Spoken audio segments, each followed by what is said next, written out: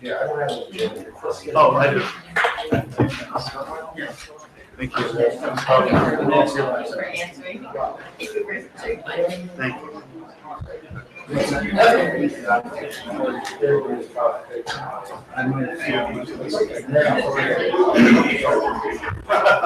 I've had both. And no music. Oh, Happy birthday, by the way.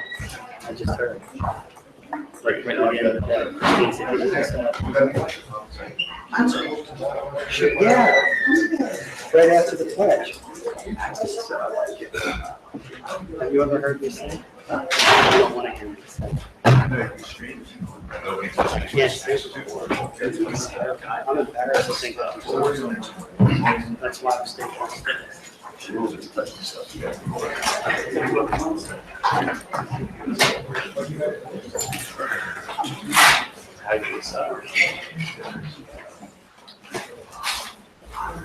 Mr. Frederickson? Matt? Are we? Good evening, ladies and gentlemen, and students and parents. Thank you for coming. This meeting is a public session of the Council Rock Board of School Directors. This meeting is being recorded by the Council Rock School District and may be recorded by members of the audience. Let's begin, please, with the Pledge of Allegiance. I pledge Allegiance to the flag of the United States of America, and to the republic for which it stands, one nation, under God, indivisible, with liberty and justice for all.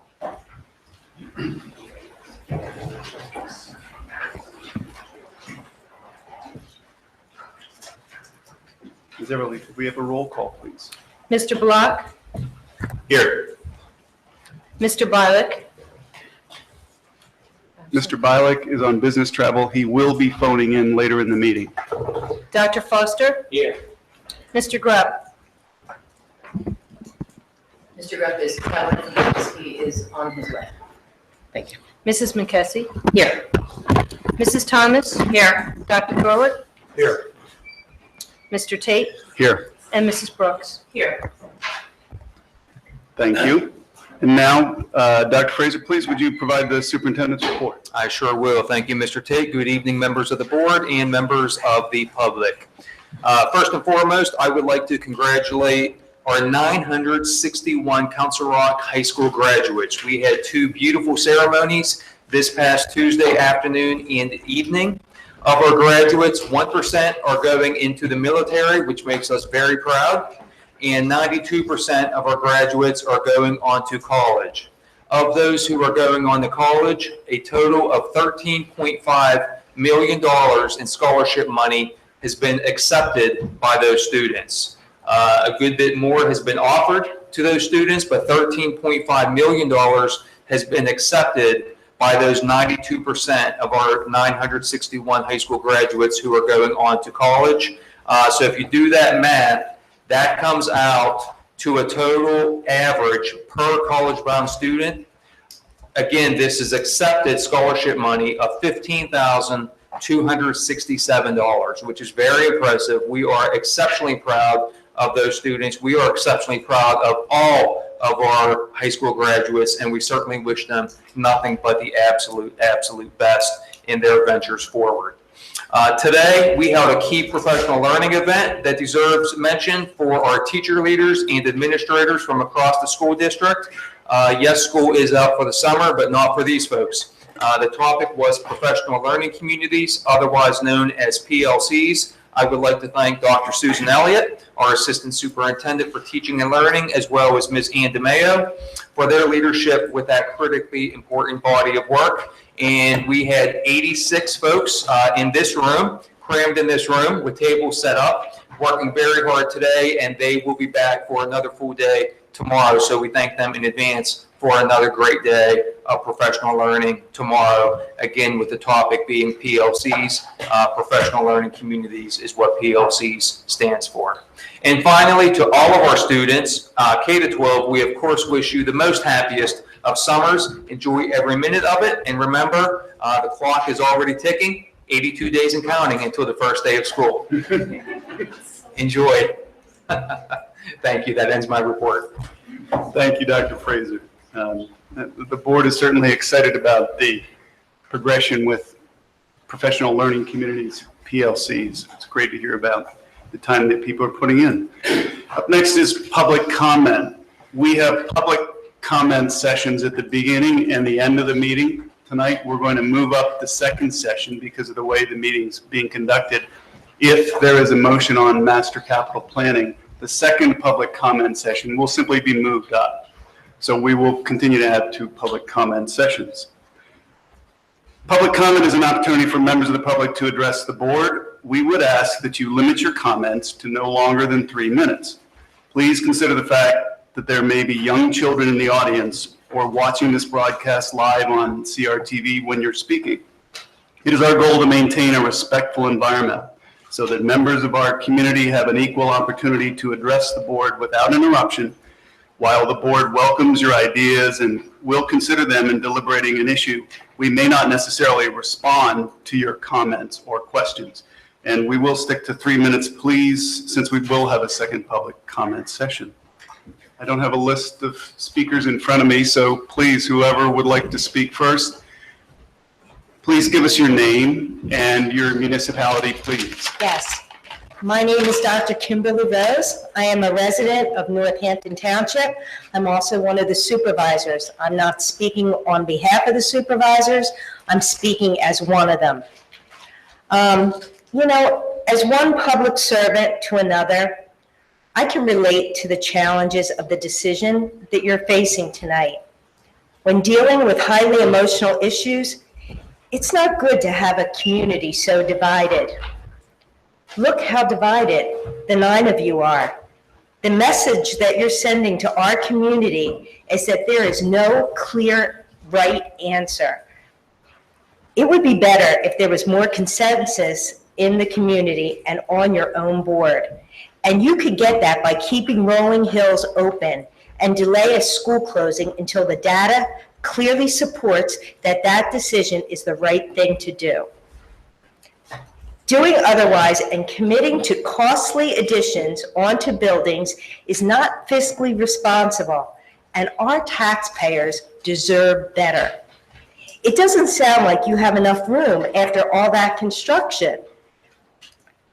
Then what happens? More additions? Now, I don't claim to know all the details of your data, but what you have presented in the meetings tells me that the data show that closing Wrightstown would be a more fiscally responsible and better educational choice.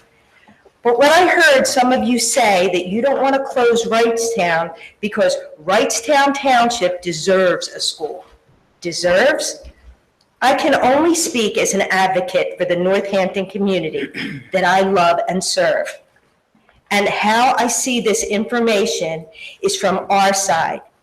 You can't say that one community deserves a school more than another. You are asking Northampton Township to bear the burden of that sentiment, which is totally unfair, to say the least.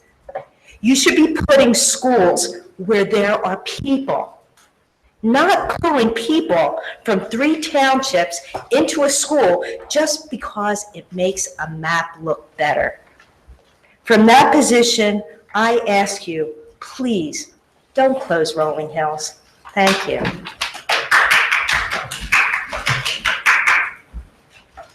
Rick Stadler. Rick Stetler, Holland. I think it's easier for a camel to go through the eye of a needle than for a director to close a school. That's not what I want to talk about. A couple weeks ago, a Northampton director told me the following about a diversity committee formed by the school district. He said it meets in this facility right here. It's composed mostly, almost exclusively, of super progressive. I think the word he used was on steroids.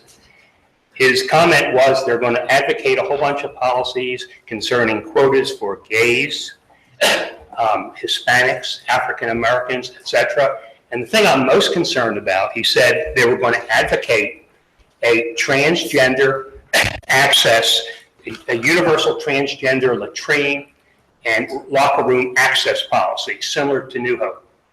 I am not a conspiracy not or addict, but my son had a very bad experience in Central Bucks. He lives there. In May of last year, there was 2 days before it happened, there was a notice that they're going to have a community conversation supporting transgender students in our district.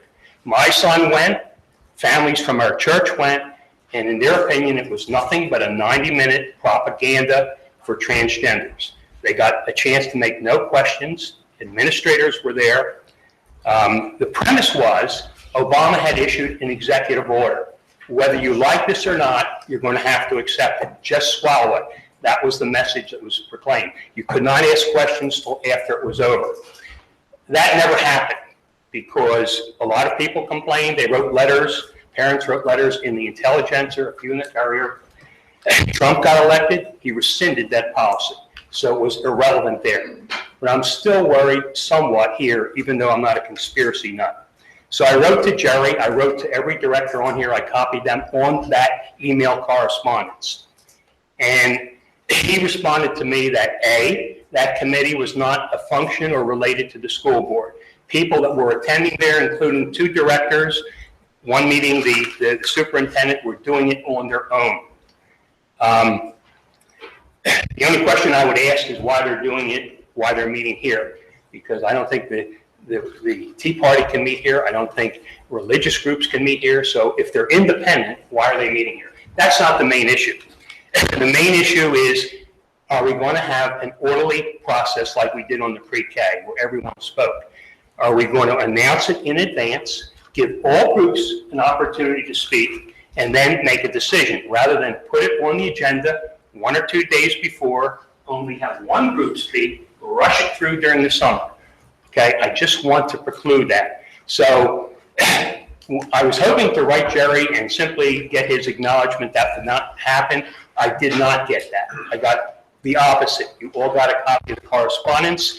Anyone who wants one, I've got 10 copies back here of all those emails. They're on the Council Rock email, the same emails you have on your site. My purpose in 3 minutes, which is almost up, I know, is not to argue and oppose the policy. It hasn't been adopted, okay? My argument is simply, okay, to have a clear procedure, announce it long in advance if you're going to do it, allow all parties to comment. The Pennsylvania site says you're supposed to have a thorough and efficient education. You have enough problems, okay, without trying to be getting involved with these issues. Thank you. Thank you, Mr. Stadler. I said, thank you, Mr. Stadler. Oh, you're welcome. Jenny Schottmiller.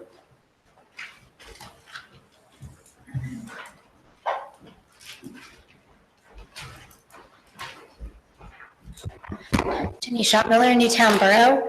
A couple of things. I wanted to just mention, because I didn't hear a lot of discussion about it Monday, that you do have 9 classrooms that you can add. And in the debates, I didn't hear if people were specifically for adding those 9 classrooms. Those 9 classrooms, some are in the north, so it helps the balance between north and south. And those 9 the good ones, not the yellow ones. I don't think you should add the yellow ones. The good ones are only $700,000. So I just think that should be considered. If you were to vote, and I don't particularly want Rolling Hills to close. I was very touched and moved by the public comments made at Rolling Hills Elementary. If I was them, I might be saying the same thing.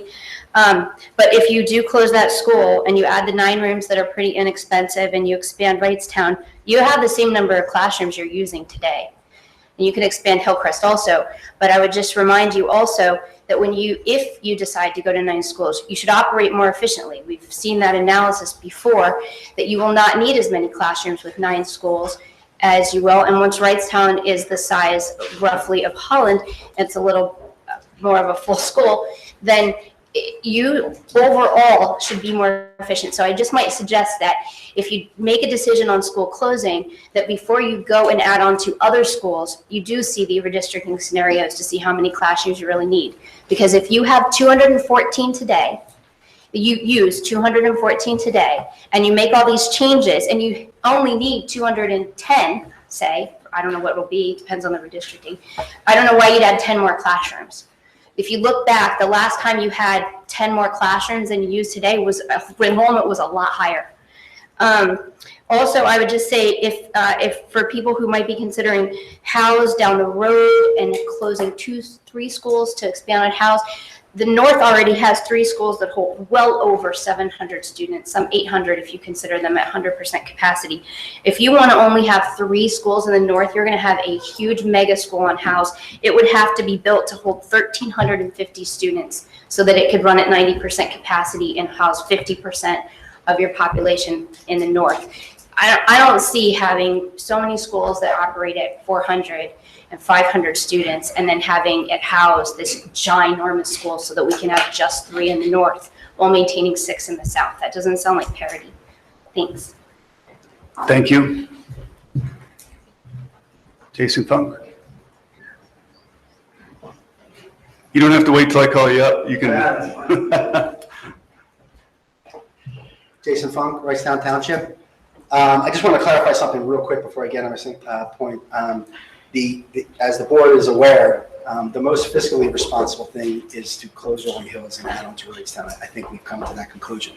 But to start on my point, I've heard some rumblings that there's going to be, at least from one individual on this board tonight, discussion of the potential of trying to make Wrightstown a K-6 again by the addition of trailers. I find this discussion rather disturbing. Again, 2 years ago, we had a discussion, or even before 2 years ago, we implored this board, -2 that are new, please don't remove the trailers. We understand that the rest of the schools, remove the trailers, we can fit K-6. At Wrightstown, you couldn't, you had to go to K-4. So the decision was made to remove the trailers, even though we implored this board for Wrightstown, keep the trailers there until we can figure out exactly what is going on. Fast forward 2 years, and here we are.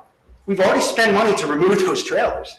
And now some folks on the board are going to bring up a discussion about adding those trailers for additional money. On top of that, the main reason that those trailers were removed 2 years ago was the board citing safety concerns. Are my child's safety issues, are the concerns of my child's safety no longer a concern for this board? Because if it is, then I'd like you to cite why it was an issue 2 years ago, but my child's safety is no longer an issue now. I mean, it's unheard of. The fact that we've gone from this circular motion, we're back to where our community suggested you do this in the beginning. You spent money, you said you needed to remove it. The majority on here, I think there were 2 people who voted against that decision. The majority on this board, one of those trailers removed, and they were removed. And now you want to put our children, after 2 years, mind you, of going to 2 different schools, of splitting families apart, of making parents pick up kids at 2 different bus stops, and having to go through all of that. And also, and I can tell you this is a fact, having students say things like, oh, the cool kids at Newtown are the kids who have been there. That's a quote from a student who went to Newtown from Wrightstown. They have been impacted by this.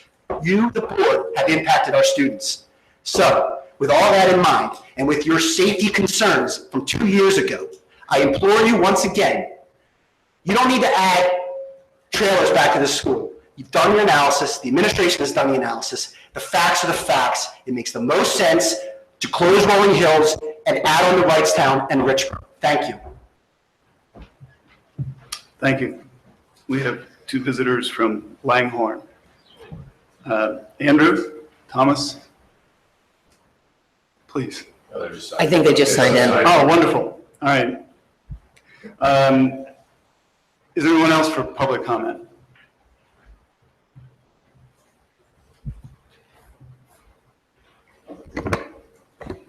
Bear with me, this public speaking is not my thing. I sent this email today, and according to a couple board members, it was not received. So I brought a copy of it to read out loud. My name is Keith Meliush. I live in New Borough. I'm going to explain here. When this whole process began, I honestly didn't care what school the board decided to close. My main concern was that my 2 boys go to high school at Council Rock South. 6 years ago, we bought our house directly across the street from South for the sole purpose of being close to our boys' schools and to be involved in their education and athletics. You see, I live in no man's land. I pay taxes to Northampton, but my mailing address is Newtown, even though we live a half-mile past the Newtown border. My kids are forced to play baseball with kids from Rolling Hills and Hillcrest, or play soccer with kids from Richboro. So no matter what decision you make, my kids will still be surrounded by friends and teammates. My anxieties have mostly been put at ease as long as we stick with Dr. Frazier's rule that if you can see the school, you should go to that school.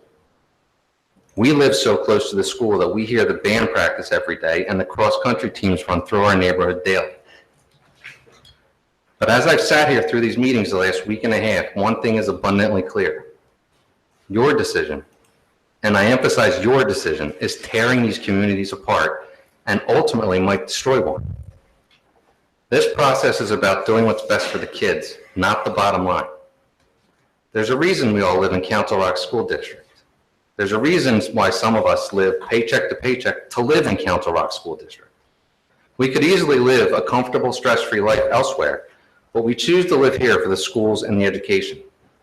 The education my son Noah is receiving at Rolling Hills, from Sam Smith to Miss Parker to Miss Allbell, has exceeded anything I could have ever hoped for, and I'm sure the parents from Wrightstown will tell you the same thing about their experiences. Some part of this decision has to be based on common sense. I don't understand what the rush is. I know this has been going on for years, but you've just added new scenarios less than a month ago. Closing 19 classrooms at Rolling Hills and then turning around and building 15 classrooms elsewhere is not what's best for the kids. Busing students from Wrightstown to Richboro is not what's best for the kids. Having board members sit here and announce they are not comfortable with any of these scenarios, but will cast a vote because they have to, is not what's best for the kids. Rushing a vote when a board member is days away from resigning is not what's best for the kids.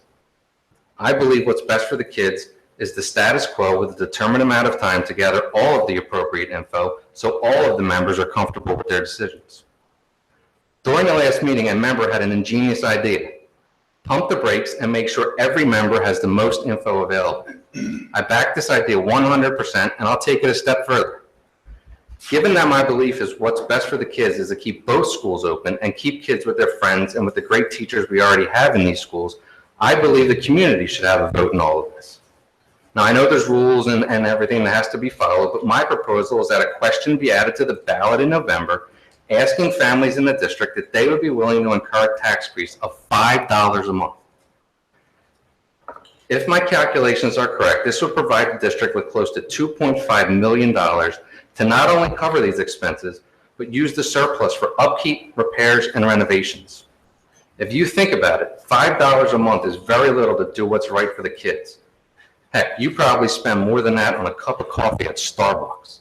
That's 3.5 minutes if you want to. I just have one sentence left.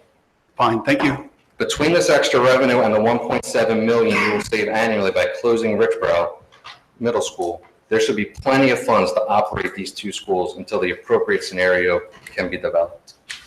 Thank you. Thank you very much. Do we have anyone else who wishes to comment? Mrs. Carroll.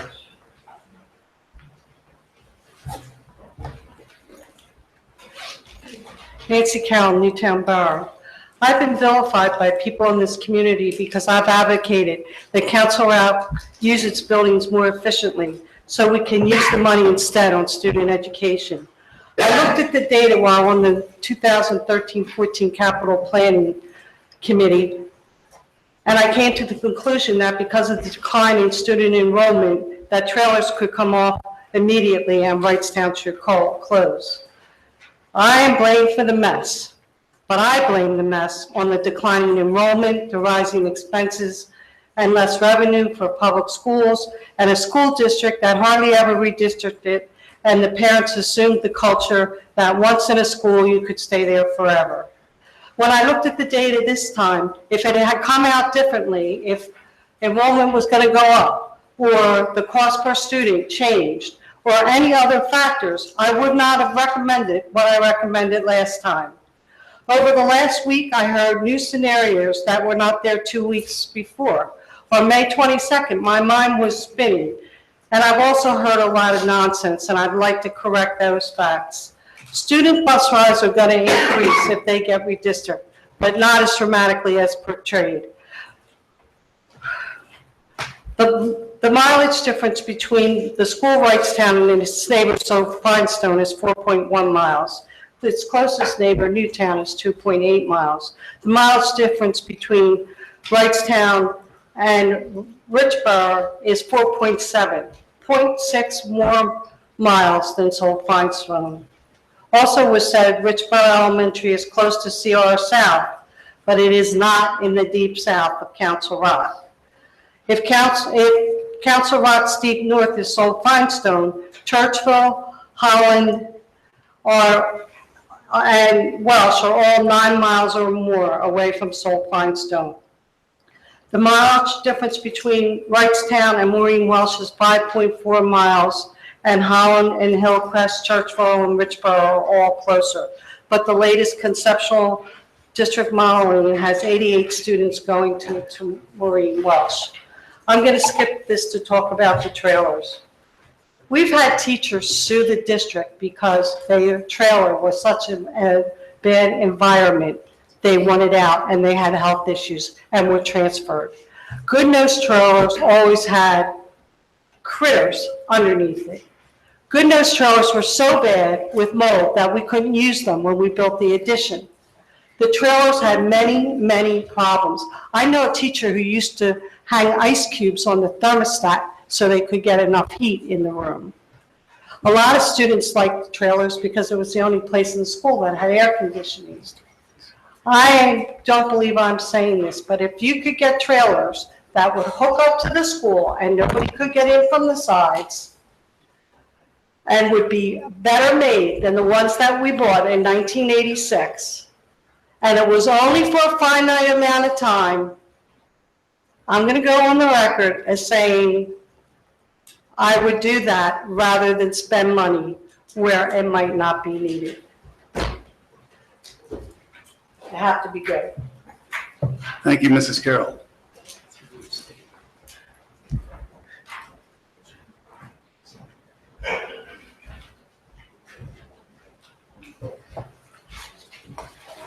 Scott McBurney, Wrightstown. Thank you for the lovely assessment of the distances between schools. We've already heard that from the transportation director. Unfortunately, while schools aren't necessarily that far apart from one another in this district, there are certain areas that have a lot of traffic. I've already talked to you about the traffic that you experience coming down through Richboro. So to say that it's only a few miles to go from Wrightstown to Richboro, that may be true, and it may be about the same distance as Old Finestone. However, to go from Wrightstown to Old Finestone, you have one traffic light to get through. That takes about a minute and a half if you get hit by a red light. To go through Richboro, you've got 5 lights to go through, which can take upwards of 5 to 10 minutes to get through at a good time. When you have a lot of buses going through, with the new shopping center come online, that's only going to increase. As far as Rolling Hills goes, they're only a mile from one school and a couple of miles from another one. They are much closer than Wrightstown is to any of its neighbors. And again, if you look at a geographic map from a logical standpoint, you take that one out, there is a giant gap of school services in the north part of the district. It's just a reality. As far as the trailers go, I'm going to echo what Jason said earlier. I was part of this process back in 13-14. We begged the board at that time to keep the trailers for just Wrightstown so that we could remain a K-6 school. We were told by the board at that time that because of the way the trailers are, they're not safe, they're not secure. What if something happened? So they have to come offline. We didn't like it, we dealt with it. Now we're hearing that they're going to come back again. I don't like that decision after the board has already told us that they're not an adequate place for our students to be. So if you're going to make Wrightstown a K-6, you need to give us our 5 classrooms back, brick and mortar, the way it should be. Thank you. Thanks, sir. Good evening, Gina Yarnell from Holland and Rolling Hills. First, I just wanted to say when I started this whole process going through it and I started the Save Rolling Hills team and we had meetings, my initial thing was I didn't want to go through this process being pitted us against Wrightstown. because that's just not how I operate. But unfortunately, that seems to be what it has come down to, and I'm sorry that has happened, because I don't want anybody's school to close. But I just did want to say a few things. First of all, I'm not sure what numbers he's looking at, the gentleman that spoke from Wrightstown, but all the paperwork and all the numbers that I'm looking at, it's more fiscally responsible to close Wrightstown and not Rolling Hills. So I'm not quite sure what numbers he's looking at. And another thing is, somebody spoke about how they stood on top of the roof of one of the schools and they could look around in Northampton and see a few different schools around. Well, guess what? I could stand, and somebody also mentioned how there were 3 different pharmacies all within the same intersection. Well, if all 3 of those pharmacies are doing good business and they had people coming to them, you're not going to close one just for the sake of closing one because you think 3 is too many in that area. So I think the same should be with the school. Rolling Hills will be the only school to have gained student enrollment by 2021, according to the demographer's report. Why do you want to close a school that continues to have an increase in population? And another thing that I wanted to say was that I know at the Wrightstown meeting, they spoke about the last minute, how they didn't want to have a gym.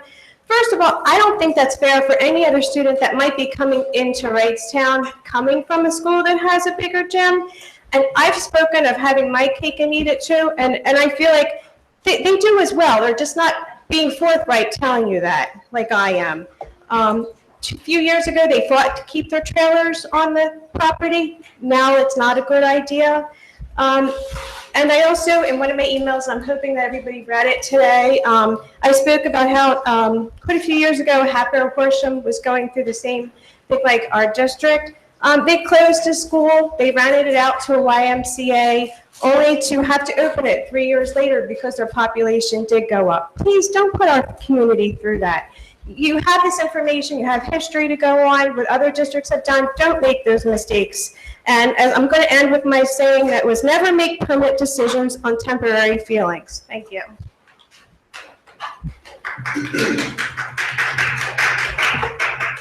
Thank you, Ms. Yarnell. Is there anyone else who wishes to speak? We'll have a second public comment period later in the meeting. We'll move ahead to the consent agenda. Dr. Thorworth, would you read the motion, please? Sure. I move to approve the consent agenda, items A through P, as contained in the attachments to the agenda, subject to audit. Second. Thank you. I'm going to recuse myself and abstain on item J as in Julia. Are there other comments or questions on the consent agenda? Yeah, I have some. Absolutely, Dr. Foster. So in the consent agenda, item I, there's a lot of policies for the school board. So this is part of the PSBA subscription renewal. And I'll start in the gutter. I want to talk about one that's come up this years ago. And it's just an example of what happens sometimes at the state legislature level, which it sounds good. The legislature feels like they're making an impact. They're passing a bill that will, make a difference somehow. And in response to some adverse event that has occurred out maybe in their community. And so this one on sudden cardiac arrest. And it basically says that if there's a child that's showing the signs and symptoms of sudden cardiac arrest, that you're not supposed to put them in, sporting events. And the thing that's always been so laughable about that is if you have sudden cardiac arrest, you're really not going to be walking or talking or moving. And so, the idea that you would ever do that is just silly. So this is a piece of legislation that ends up creating a board policy. It ends up just creating clutter. And here it is again, many years later. It's just stupid. Frankly, it's dumb.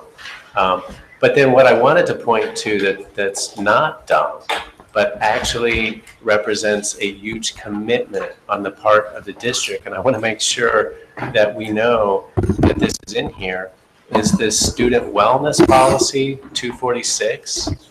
And it says that we're going to appoint a wellness committee. It's going to have one of each of the following: a school board member, a district administrator, a district food service representative, a student, a parent, a guardian, and a member of the public. And that we're going to talk about things related to health. So that's going to be food service. It's going to be physical education. It says that we're supposed to support lifelong health and exercise and nutrition. It's a major commitment for the district, this policy that's part of our consent agenda, item I in A through P. So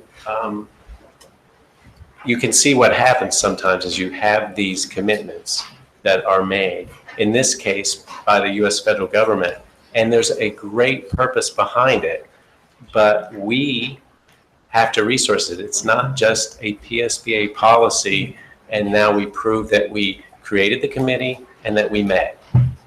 Check, done. There's a ton of work that's behind this. So as we vote to approve the consent agenda, we are making some commitments here. Thanks. Mr. Block, yes. Yeah, I think that's a great point. At the last policy committee, that was actually a pretty strong topic of conversation that we had.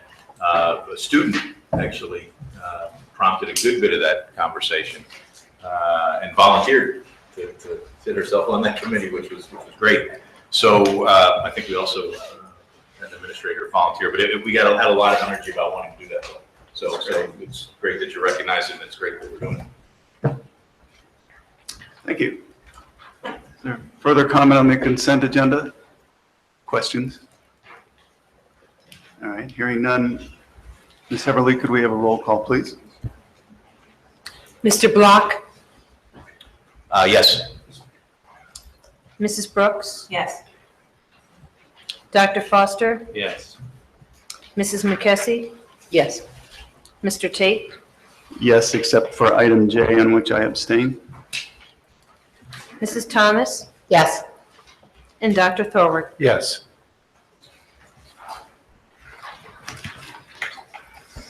Thank you. Moving ahead to items for board approval on the agenda.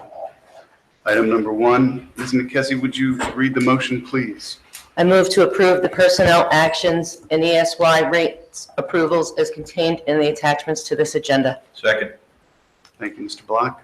I had a question. Please. So it doesn't look like there's any hiring in this personnel action. It's retirements mostly. So you can just nod your head in agreement or thumbs up. We're in the process of interviewing now for our open positions. Okay, so in this actions, there's no hiring. Not yet, no. Okay. So I can vote yes.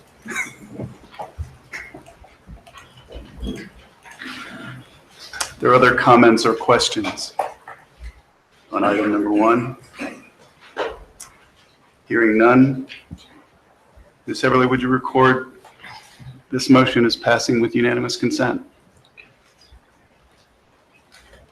Item number 2, Ms. Thomas, as chair of the Finance Committee, would you read the motion, please? I move to approve the attached agreement with Hanover Research at a cost not to exceed $37,000. Second. Thank you. Very good. Mr. Reinhardt, I understand that you're prepared to give us a presentation. Would you? This is actually the Hanover Research. We're one, Yeah, we're one agenda Yeah, we need to open it. away from my presentation. I didn't realize he'd be on. Yeah, he's calling it now, so. Very good. I'm sorry.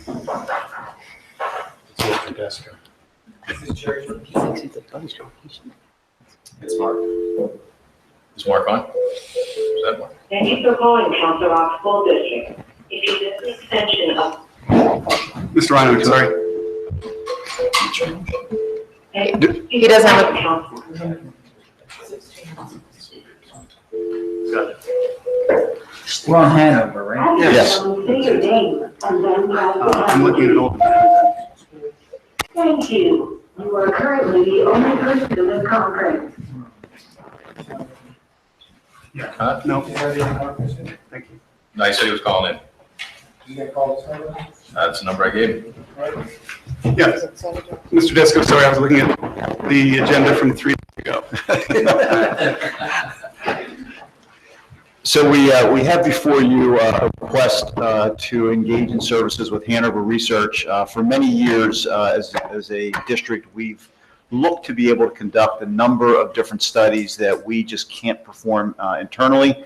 So we've been in discussions with Hanover Research, and we've been very impressed with two things. One is their research work that they complete and have completed, and part of what this contract does is give us access to their library of research over the years that they've conducted that throughout the country. And then in addition, they will perform for us analyses, program analyses, surveys, et cetera, that we request of them.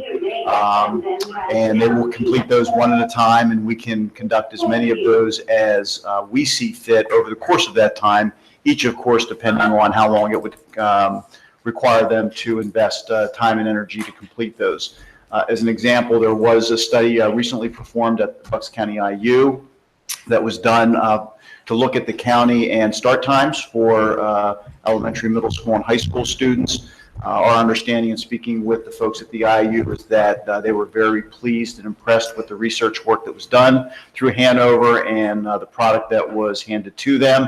So we would like to engage them with a number of items that we think would benefit Council Rock by performing these studies and analyses and helping us to utilize that information to just better our services here in the district.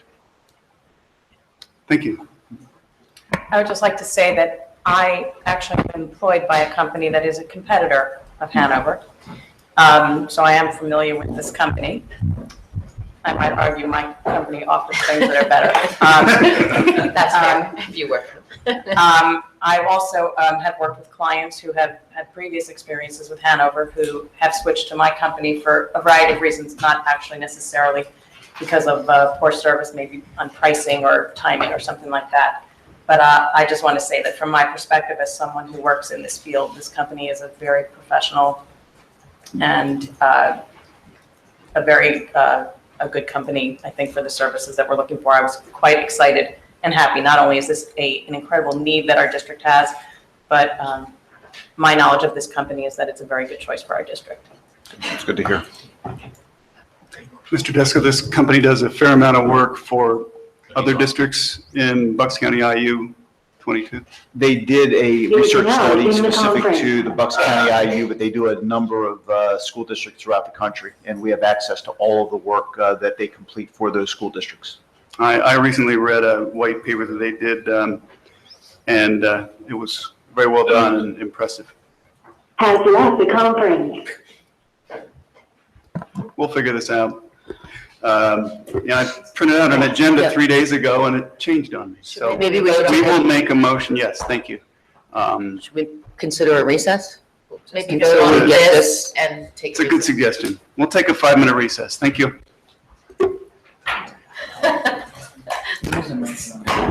Yeah, there's a mess on the floor. Can we finish?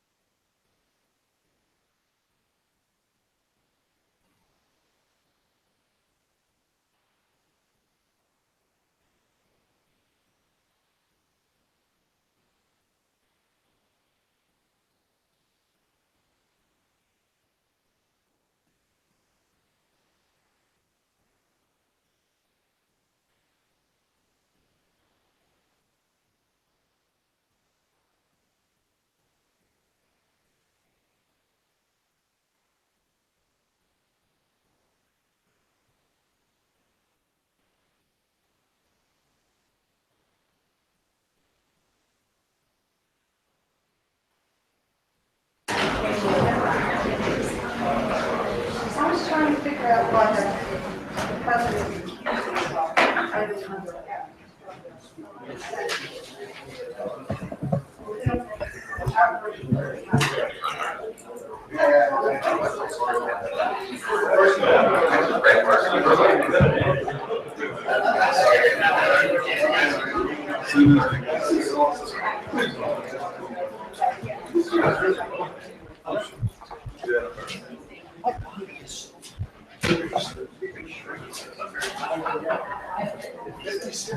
Today? Oh, we didn't ask. No, better not.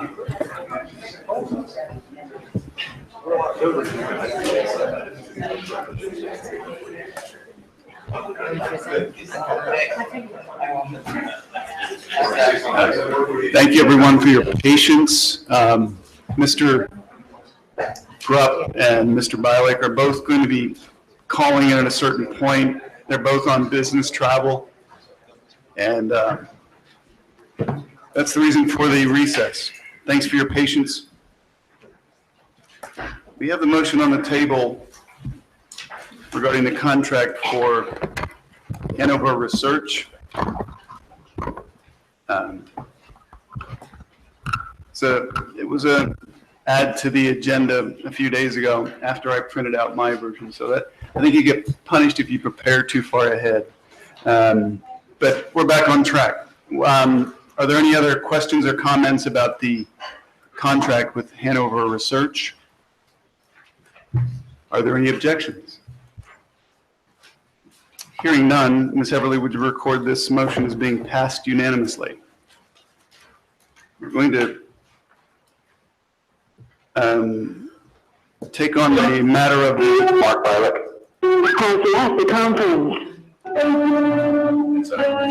Item number 3, we're going to skip over. And Mr. Grupp is looking for the call-in number again. All right. I will send it to him. Thank you.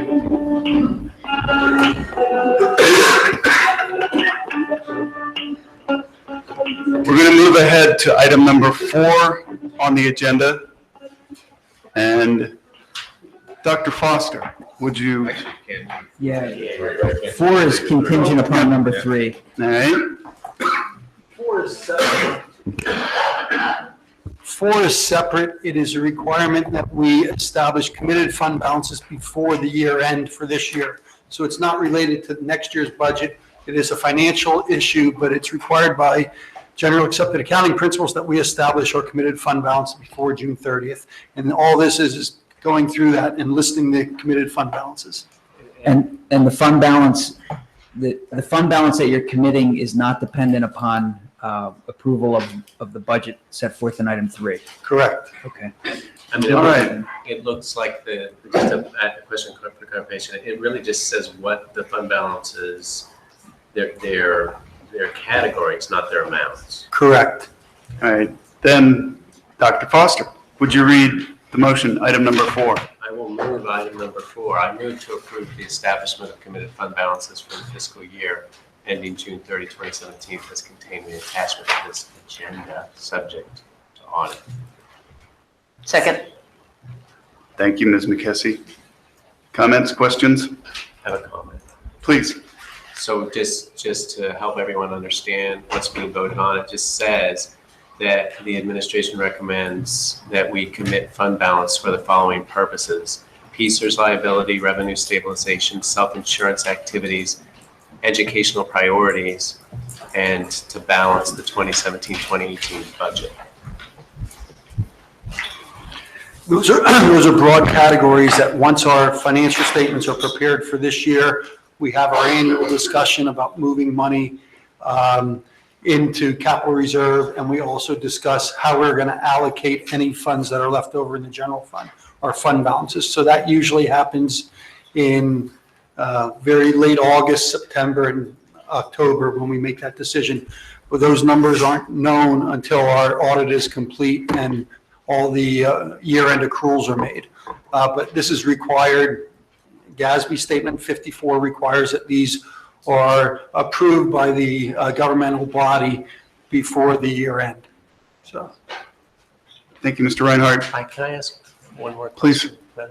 So the educational priorities fund balance, is that a new one for this year? We started that last year, Last year, actually. okay. Yes, we did that because there were so many times on academic standards meetings where you were hearing a lot of great things and couldn't move forward because there's not money available. So we designated that, moved it from other commitments to say this money is available to improve our academics, and we are using that.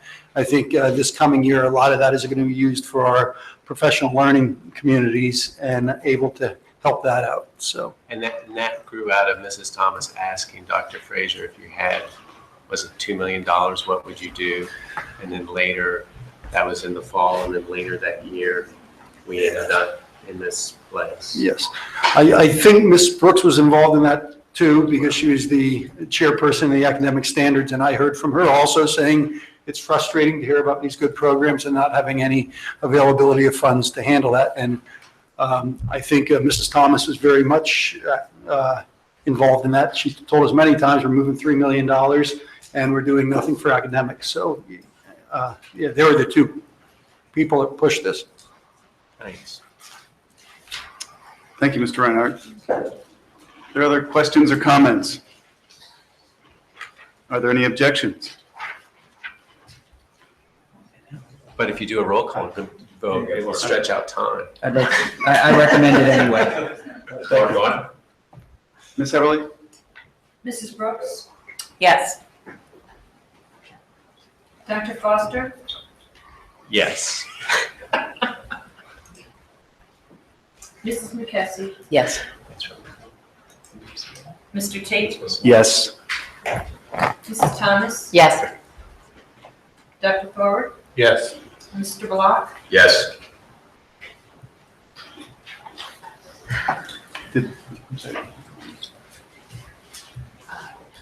Would you be maybe? Mr. Barlick, are you there? Okay. Thanks for asking. Mr. Tate, with as many moving parts as we have and folks calling in, I recommend roll call votes going forward. Good. Thank you. Thank you, Mr. Cox. We're going to move ahead to committee reports and begin with Academic Standards Committee. Thank you. We met in academic standards, was it last week? The time is escaping me. We had a wonderful presentation from some students from Council Rock High School South in the NASA Hunch Project. Really, we could have spent a whole lot more time with them. It was fantastic. Those kids are doing great work. Yes. As well as under the direction Is now in the conference. of Fred Bauer. Do you want to, before we lose them? Yeah. Mr. Grubb, Mr. Bialik, we can hear both of you. Very good, thank you. Thank you. Okay, I'll just say for me, the audio is really unusable. I can't really hear anyone. It keeps cutting in and out. I've been trying to text Andy to let him know that. We'll work on it. Thank you. Let us know if it doesn't get better, please. Ms. McKessie? It's not better. But you understood that. We're working on it. Ms. McKessie? Except we're not. What's it? Yes. So that was the first item. We spoke about the technology plan that the district is embarking on and spent a good bit of time talking about the educational technology standards that we are adapting curriculum to moving forward. We also had a very brief update on the Council Rock diversity and inclusion update. And those folks, there were a lot of folks there from that group that was referenced earlier this evening. Thank you very much. Facilities Committee. Dr. Thorwald. We had canceled our last facilities meeting, so the next facilities meeting will be, I believe, August 3rd. So, It sounds like there's no report. so there is no report. We'll get this figured out. Finance Committee, Ms. Thomas. We had a report from Cornerstone, our quarterly investment report. We spent the majority of the time on the budget, and at the end of the meeting, we spoke about a few bids and insurance, mainly the workers' comp, or one of the insurances, I forget. Yes, we talked about all the insurances. Workers' comp was a big change. Right. Because we went from a retrospective plan to a fixed cost plan, and we went over why that occurred and explained the differences in the plan. Okay. Also, we talked about a contract with the actuarial services for valuation of our other post-employment benefits that need to be done for our financial statements every 2 years, and you approved that in the consent agenda. Thank you, Mr. Reinhardt. The next meeting of the Finance Committee is canceled for July 6th. So I think the next one is August 3rd or 4th. And that's on the website. Yes. But we should make note that the July 6th meeting of Finance Committee has been canceled. Correct, Mr. Reinhardt? Yes. Yeah, okay. Thank you. Policy Committee. Mr. Grupp, are you in a position to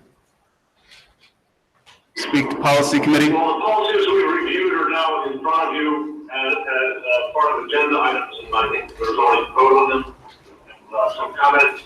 Our next policy committee was supposed to be June 22nd, but due to competing needs and absence of the board members, it will not be able to occur, and will be rescheduled for the next month. Thank you very much. We will move on to the Middle Bucks Institute of Technology. That would be Mr. Bialik or Dr. Foster. So I'm going to assume that Mr. Bialik will have trouble being heard as clearly as my loud voice. So I'll go ahead and Please do do. my best. So we had an update from our Assistant Administrator, Mrs. Dahoney, on our occupational testing scores, and it was done by school and by district. And I don't have that data in front of me, but it is interesting. There's some significant differences among the schools and among the districts that probably reflect the different kinds of folks that the districts send. So there's definitely some data there worth the superintendents poring over. One of the things that's unique about MBIT is that every year, we have an open house, there's a recruiting season, and depending on how many students sign up for a program, that program may be fine or it may be put on a probationary status. And so we got a list of programs that had lower than expected attendance. And unfortunately, the way it works in career and technical education, if you have a couple of years of that in a row, the program ends. So, these teachers will be hustling next year. And there were a couple of years where the dental occupations program had low enrollment, and that was completely turned around. So in these cases, I'm hopeful that things will turn. There was a number of housekeeping items, some of them important. We approved Just want everyone to know there's absolutely no sound now. Can you hear me, Mark? Mark's across the room. Gentlemen, I apologize for feeling like we were interrupting you. I can hear it on YouTube, and there's nothing coming through the audio. So at this point, I'm going to log off the audio because my active participation in any conversation is impossible. I'll monitor on YouTube. I am coming past the Philadelphia Navy Yards now, and I will be there in 35 minutes. Thanks. Gerald Grupp, yeah. Has left the conference. Dr. Foster. Yeah, I'm sorry for interrupting too. I can't hear anything over the phone. I tried to listen to it with YouTube and there's a delay, so I don't know how to effectively do that. Hey, Mark, And, yeah. I'm going to hang up. Dial the 1009 number directly. Okay, I'll try that. Okay, so while that's going on, so we approved a teacher's contract. It's very different than MBIT because some of the things you worry about quite a bit in a district involve salary increases. And at MBIT, it's a blend across the district. So that's kind of taken off the table and you're left with pretty small items like how many, personal days, sick days that you can bank and that kind of thing. So there weren't any huge movements in that contract because frankly, there can't be. But it was passed. There were a number of housekeeping items that were taken care of, like policy revisions, taking, as is happening for us. As is happening for us with PSBA, taking the policies that go across the 3 different categories of employees and merging those into one policy for employees regardless of their categorization. That we approved textbooks, field trips. We had an internship agreement that was approved with Middle Bucks Institute of Technology and the Central Bucks Family YMCA as part of our new sports medicine program. So we're thankful for their participation with MBIT. And then I just want to say, whether I should or not, I don't know, because it's really recent news. It's from 6:52 p.m. There was an important member of the MBIT community. Since 1999, he served on the MBIT Authority. That's the legal entity that owns the grounds and buildings of MBIT, where all of the districts came together in, I think, 1965 to create MBIT. He served since 1999 on behalf of Central Bucks on the authority. That's quite a lot of service to MBIT. And very unfortunately, Mr. Charles Baker passed away just this evening as he was arriving for an MBIT authority meeting. So I'm sure we'll know more in the future about Mr. Charles Baker and his service to the community. It's a big loss, and our hearts go out to his family. So, thanks. That's it. Thank you, Dr. Foster. And the Bucks County Intermediate Unit number 22, Ms. Brooks, please. Actually, there's nothing to report. We'll be meeting this coming Tuesday. Thank you very much. And Council Rock Education Foundation Liaison, Mr. Bialik, can you give us an update? Can you hear us?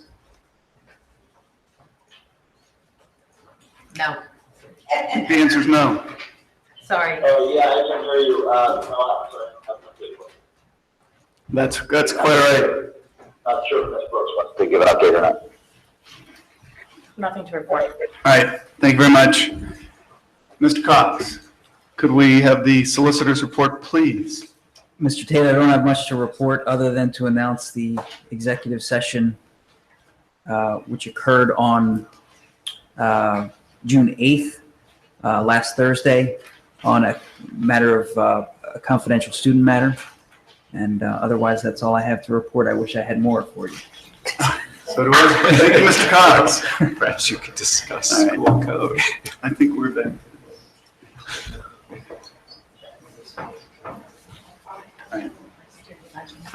Ladies and gentlemen, we beg your indulgence. We're going to have to take another 5-minute recess. Thank you. Make it a 20. Hey, Mark.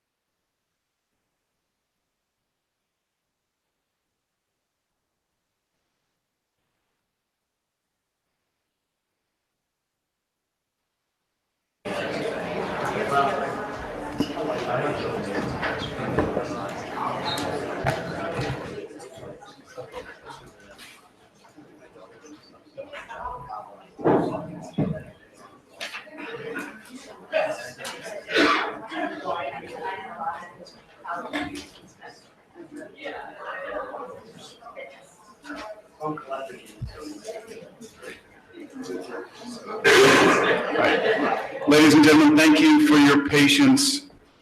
It's been a long time since I can recall two people on travel, and there wasn't a lot of flexibility around scheduling meetings this time of year, so thank you for your patience.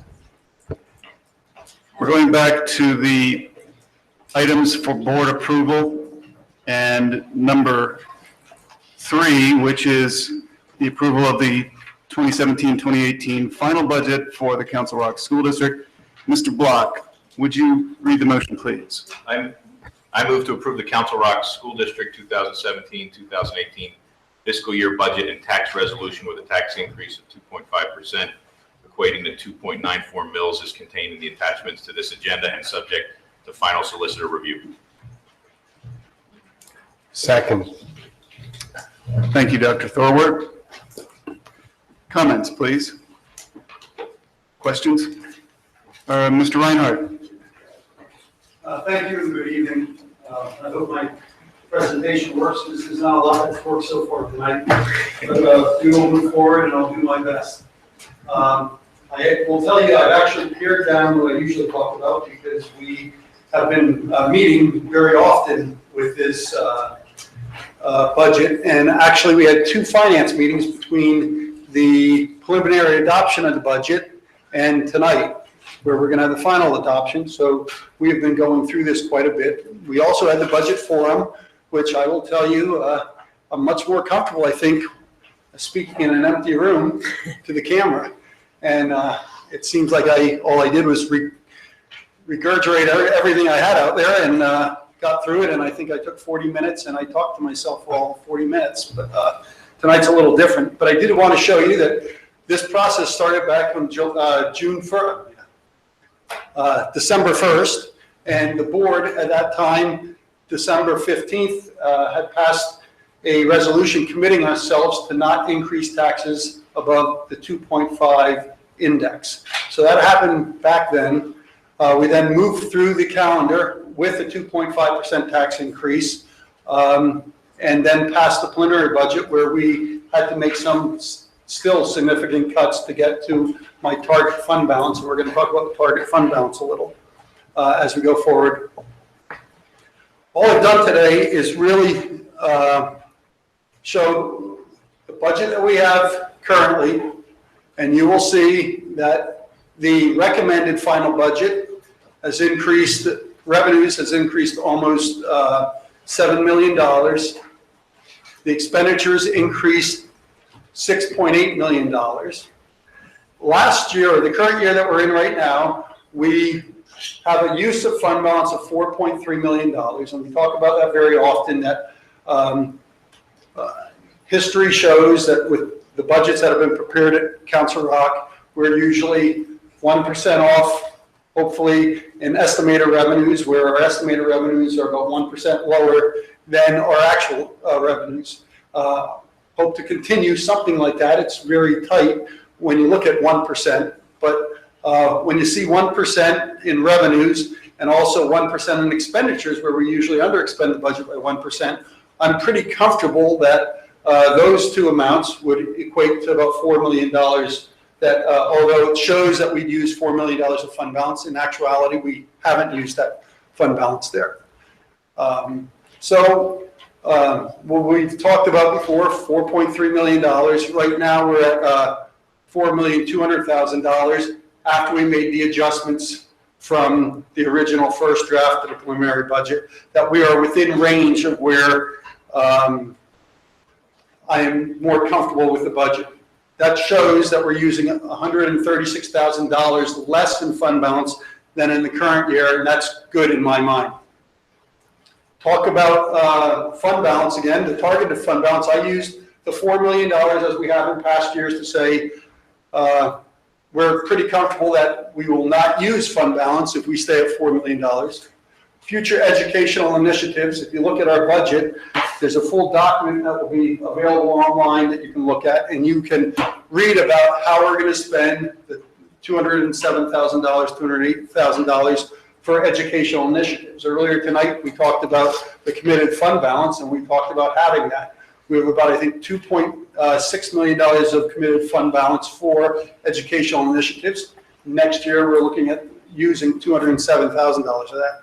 In the past, when we didn't have that committed fund balance, we would have had to raise taxes or something like that. But now that we've committed fund balance, it's money that we're using and we're not actually affecting the taxpayer for that money. So if you add the two numbers together, I, from the beginning of the year, said I would be comfortable if we were at about $4.2 million of the use of fund balance. Previously, I think our first draft of the budget showed us that we're at like $6 million or $7 million of use of fund balance, and I was not comfortable with that area. So right now, we are about $7,200 less. So the budget that we have now is essentially balanced in my mind. One thing I need to talk to you about is this does not consider operating transfers that we make to the capital reserve. The capital reserve is where we fund money from the general fund, generally from the fund balance, moves over to the capital reserve, and we use those funds to fund our summer projects, roofs, parking lots, other types of improvements or renovations or larger maintenance projects that we do that Doug puts that to the test with the board each year. And right now we have about a budget of $3 million. I talked to Mr. Taylor.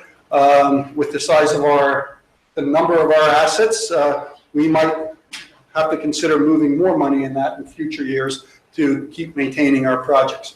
Understand that's important to do here. If you don't do it this way, you're going to fund it with debt service, and you're going to fund it with bond issues that are longer term payments. And if you can use current assets for reoccurring type of things like this, where every year we're going to spend $3 million on these type of things, it's better to use it out of your current assets as opposed to going out for debt. Debt, in my mind, is for the larger projects. Now I'm going to go to what does this mean for the taxpayer? As I said before, we're able to increase taxes 2.5% without using budget exceptions or going out for a referendum. 2% of an increase is 117.77 mils, is 2.94 mils higher. So our millage rate would go from 117.77 to 120.71. Our median homestead assessed value, I'm using that as an average assessed value. If your home is assessed at that, you would, at 100% rather than the discount rate, your taxes would increase $113.25 this year. Because not many people are actually at the median, or people are above and below it, so they believe their home is the average home. I have put this chart down here just for you to be able to see your assessed value. If your total assessed value is in one of these numbers, this is closer to what your tax increase would be. Additionally, the homestead farmstead rebate is a calculation based on the gaming revenues that the district receives. This year, our revenue from the state is $5,584,000. Plus last year, we did not distribute $54,000 because of a reduction of homesteads and farmsteads. Our farmsteads and homesteads were a little under what we were certified to be. So this year, we have 20,016 homesteads, 47 farmsteads for a total of 20,063 properties that will be able to be distributed the $5.6 million. If you look at this, what home will be distributed is $281, meaning that you will get a reduction in your taxes of $281. Now, don't look at that as saying it's going to be a whole reduction, because last year you got a reduction of $273. So really, your reduction will be $17.19. Now, the way this is distributed, I will have to tell you, is a difficult calculation, because you will see your assessed value on your bill, and then you'll see your assessed value exclusion. So you're going to see your assessed value. Then you're going to see this number, $2,328, as a reduction to your assessed value. that is how you actually get your dollar amount refunded. The 281.01, if you multiply that by the village rate of 120.71, you're going to find out that you've saved $281.01 because your assessed value has been lowered by that. You're going to say, why are they going through that? We're going through that because that's the law. So that's all I can tell you about that. Understand that this could have been distributed on a average basis or a percentage basis, and then everyone would get a different amount. But the state says, no, everyone should get a fixed amount, which that means, depending on the size of your home, it's going to be a higher percentage or a lower percentage if your home is valued at a higher amount. That is it for my presentation tonight. I knew we had a pretty big agenda, so I did not go into a lot of detail, but I do have information if anyone has any specific questions. Thank you, Mr. Reinhardt. I think the right thing to do would be, since Mr. Bialik and Mr. Grepp are on the phone, if we could invite them to comment first. Mr. Bialik, do you wish to comment, questions? I don't have any questions. Thank you. I'm not sure we're going to get Mr. Grepp. I think he's in a monitoring mode, so.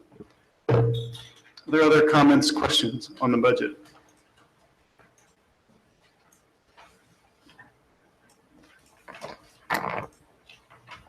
Apparently you've answered them all. Well, We've got a lot of meetings. In all honesty, we've had a tremendous number of meetings on this budget already. We have. If I can say anything in summary, is this budget was a lot better than last year's budget, where we had a reduced staff by 40 members, and I think a lot of it was because of the hard decisions last year. If we didn't make those hard decisions last year, this budget would have been a bear, and I can't tell you another budget's not going to come out and be a bear with everything that's going on. So I think this budget, in my mind, was a reprieve, but as we've seen budgets going out, we still know that retirement is still continuing to go up. Healthcare is a issue that it seems to be going up higher than the inflation rate. So this is a good budget, a needed tax increase, as you've seen, because our fund balance, I still believe, is going to be going down with the transfer over to the capital reserve. Oh, approximately, how much of that did PSERS increase this year over last year? PSERS increased by almost $2.8 million this year. Our budget went up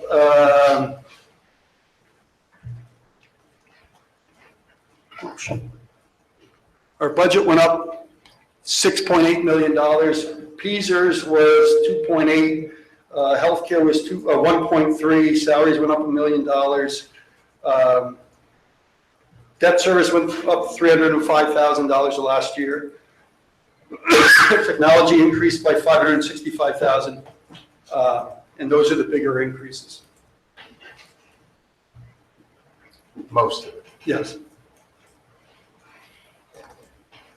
Other comments, questions? If not, Ms. Everly, could we have a roll call vote, please?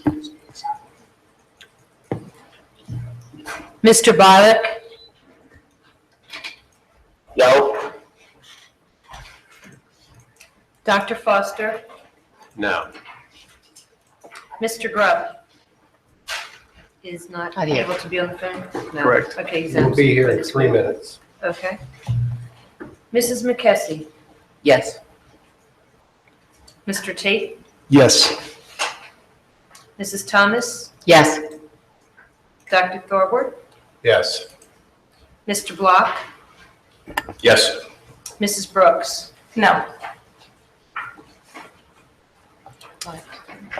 Thank you. Motion passes 5-3.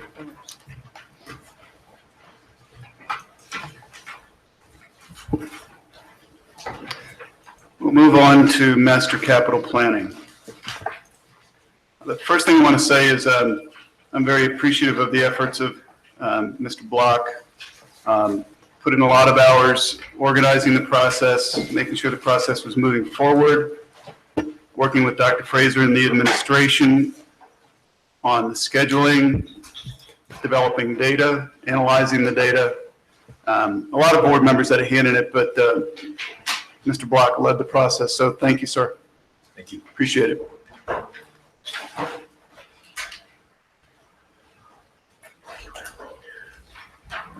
Looking for me to take it from here? I'm going to open the floor for discussion, and we'll begin with Dr. Fraser, who has some comments, I believe.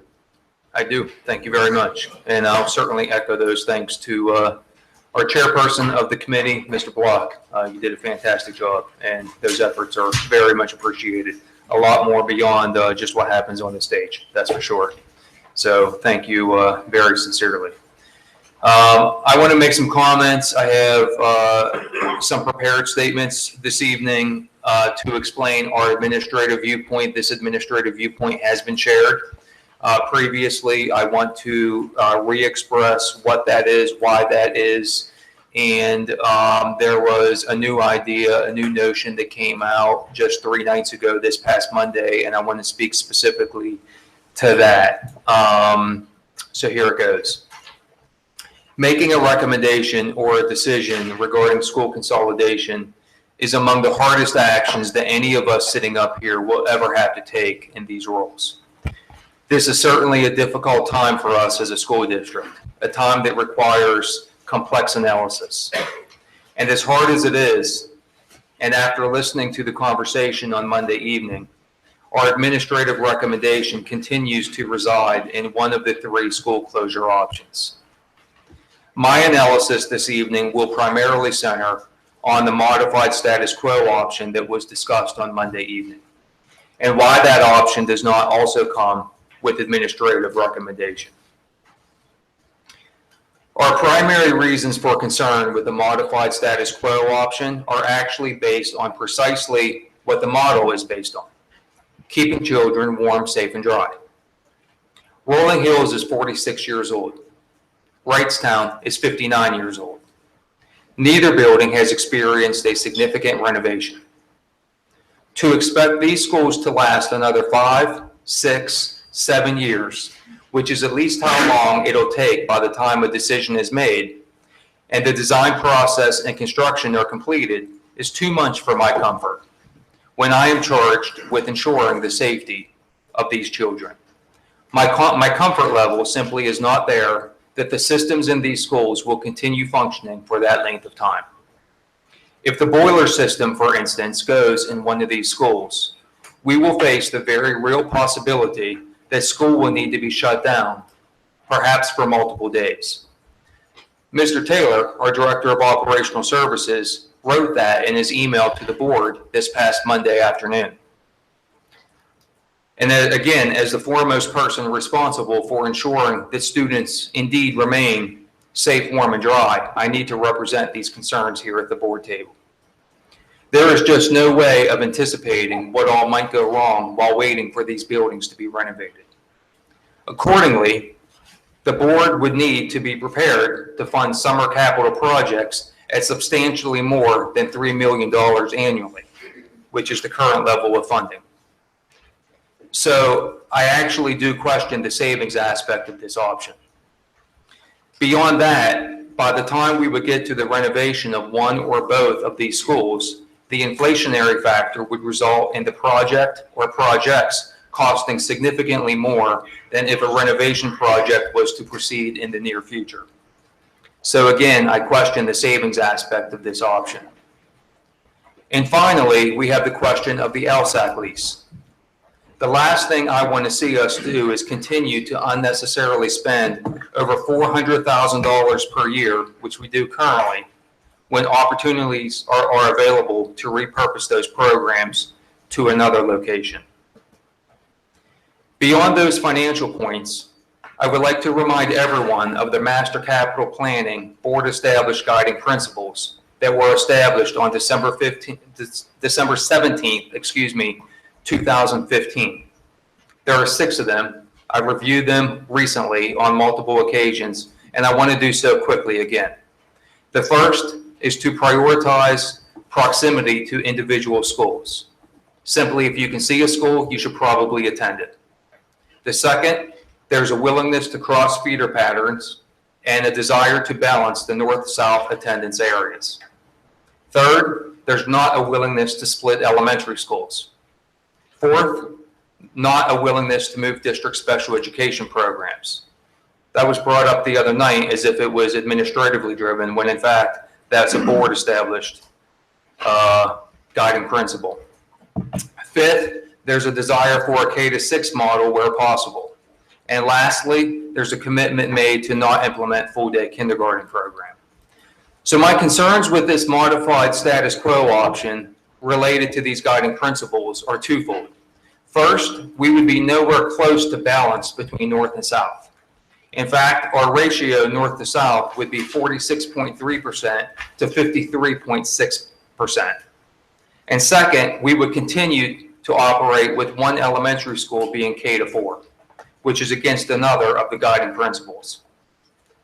Now, I was critiqued on Monday evening for bringing forth a plan that would violate one of these guiding principles for 1 year, when this modified status quo option violates two guiding principles for multiple years.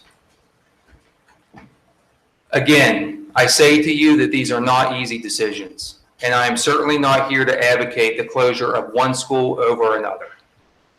But our administrative recommendation, and it's given to you with a heavy heart, is the closure of an elementary school for the 2019-20 school year. Thank you. Thank you, Dr. Fraser. We'll open the floor. Comments? When did you indicate another public comment would be? At the end? We'll have another public comment once we have, if and when we reach a consensus and formulate a motion, then we'll have public comment on the motion. Correct, Mr. Cox? Yes, and I just want to set the table a bit legally.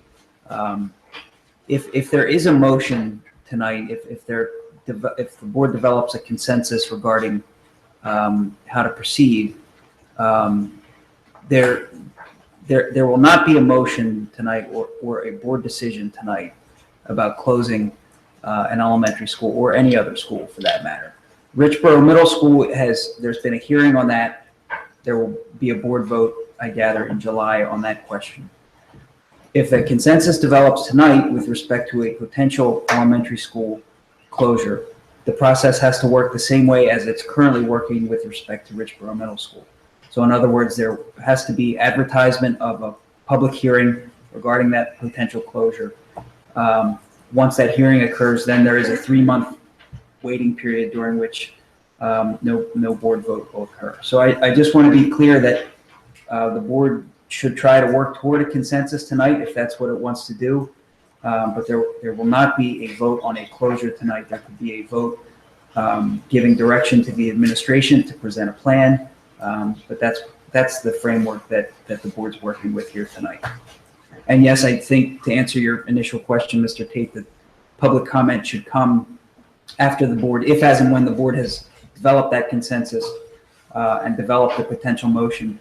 The board should hear from the public once that's on the table. Thank you. The timeframe that we discussed for the potential hearing on an elementary school closing would most likely be in July. And then there is a 90-day waiting period from that hearing. If the board gave direction tonight to the administration to present it with a plan for the potential closure of one elementary school, the public hearing could occur in advance of the July 20 meeting. So it could occur as a public hearing immediately in advance of that meeting. And then there would be a 3-month period. So at least until August, September, October 20th, maybe even a few days beyond that, before the board could vote to close the school that was the subject of that hearing. Thank you very much. I know that's confusing, but that's, I think, a pretty clear explanation of what we're required to do by state law and what we're limited in doing. Can I ask a question? So with that scenario, what is the timing of the planned redistricting presentation? I know we talked about a committee getting together in the fall. Will that coincide with that final vote, before or after? The committee will commence in September. I would be looking for a board vote. The committee would be looking for a board vote, ideally in December. Okay. The latest in January, but ideally in December. So these very much would be running on somewhat of a parallel track for at least those first 2 months. So the committee would commence before the final vote and going down the path of whatever consensus is reached here this evening or at whatever date the consensus is reached. From a legal perspective, let me just add, from my perspective, neither of those votes, neither a vote on a potential closure nor a vote on redistricting, which builds into the redistricting plan that elementary school closure, should occur before that 3-month period has occurred. And my understanding from the plan that Dr. Frazier just summarized, that would work just fine. If the administration is looking for a board vote on redistricting in December or January, that would be after that 3-month window had elapsed. Good evening, Mr. Cox. I have a question about that. Were we to be in a position to vote, meaning we've waited the 90-day lapse from hearing to decision time about closing a school, and in parallel, there was work done, that's a 90-day window minimum. Is there a maximum to that window? If I wish to do it 180 days after the hearing, is that permitted? No, I don't believe there's a hard stop. I believe that once you get past that 3-month window, it's within the board's discretion as to when to have a vote to close the school. Very good. I asked the question because I spoke the other night about pressure testing. I'm not sure if I'm conflicting with what your counsel was now, Rob, or not, but I had spoken of the necessity for pressure testing. So imagine we choose to close school Alpha. And then we run our models. So we've done all the hearing and everything to close school Alpha. We're now beyond the 90 days, and so what? But somewhere in there, we also started planning around how we would redistrict without school Alpha. And we get to the end of it and we say, okay, it works. And then we can have that vote because it's still after the 90. Now, if we got to the point in that course and we said, gee, you can't make it work without school Alpha, we could just, I understand, that we're talking about would we then fall to status quo? Would we not? I'm just trying to understand. The question I have is, we could, it'd be a little upsetting to many people to be off and on, but it's. You could vote to undo the closure. Well, if that's your question. Well, if I had voted, okay, well then you get to a second point, and I'm sorry to ask you counsel questions here, but so if I had voted to close it, so school Alpha closes, and then we get through further down the line, I want to make sure there are no barriers to reopening a school. And one of my concerns on that is that once I close a school, I'm not sure if PDE grandfathers that school for some of the newer features that might be required in the school. So I want to be careful about that, particularly if I'm going to turn around and do it within the same calendar year. I don't know offhand whether there is some obscure PDE regulation out there that applies to a grandfathered school in this district or otherwise. I don't believe there's anything in the statutes or in the cases that prohibits the board from deciding to reopen a school after it has decided to close it if its capital planning and or redistricting process leads it to that decision. And then by example, so everybody understands the type of thing I'm thinking about is there is a minimum size for an elementary school in terms of acreage without exception. You can get exception for PDE for urban schools, but we've always, I believe it was 40 acres you had to have for a elementary school. There was some lot size minimum for. Yes, and there are local zoning requirements that may be triggered. Aside from zoning. I mean, I guess zoning would exist. What I would say is that I'm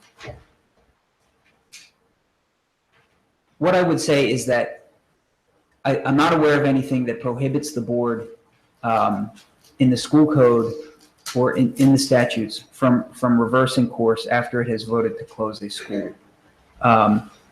Okay. Are there possible local zoning issues that arise, or particular PDE issues with respect to providing educational services, which might be implicated by closing and reopening a school? Yes. I'm not aware of them off the top of my head, and on balance, I think the board has authority to reopen a school even if it's voted to close. And having said that, I think the structure of the, as you said, setting the table tonight of how this would work, even if we decide something tonight that doesn't include you, because we haven't made a commitment to do anything in that regard, you can still look into this question further, more than extemporaneously at the table, and provide us the right counsel at that time. But I wanted to put that as a thought that should we move in a direction like that, it is an area of concern, at least for me.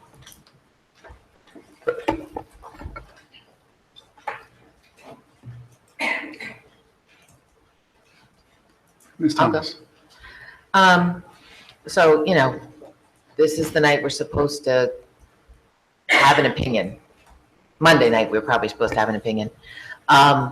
And I am going to indulge everyone in agreeing with Dr. Frazier that this will be the hardest decision I will make in my 9 years on the board.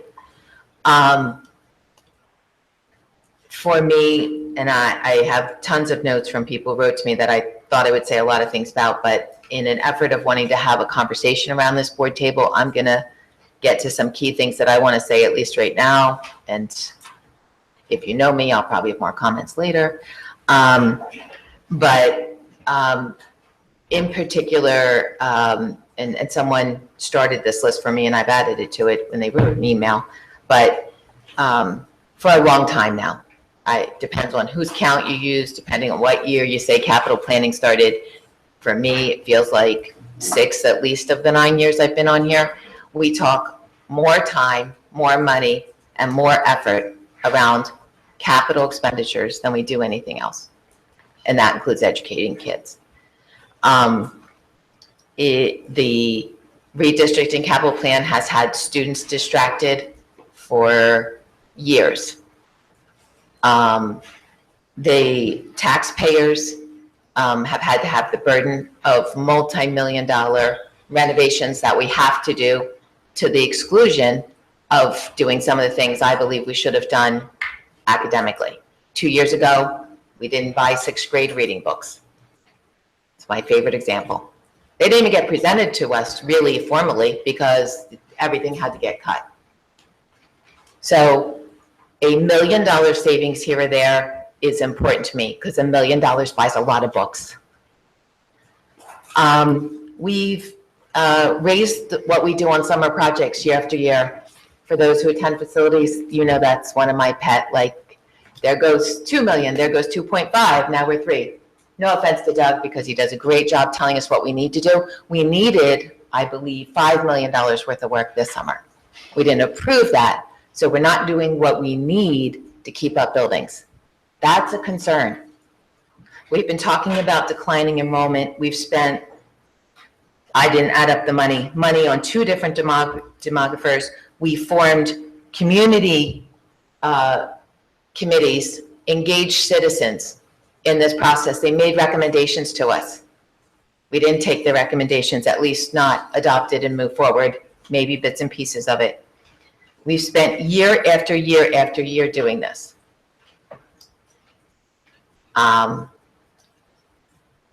I can't get myself to status quo. I think it'd be easier. I think many people in the audience would be much happier with me. I look at the numbers, and those buildings need $32 million worth of renovations. So the cost for me of status quo is not 0, it's $32 million. And we can say we're gonna ratchet it down to warm, safe, and dry, and it's gonna be 10 million or 5. But I agree with Dr. Frazier. Who knows what's going to happen? These are aging buildings we have not spent money on.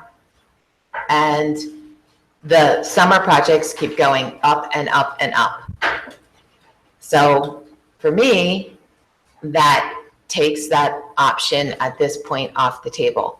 Not something I want. Nobody runs for school board to close a school, any school, but particularly an elementary school.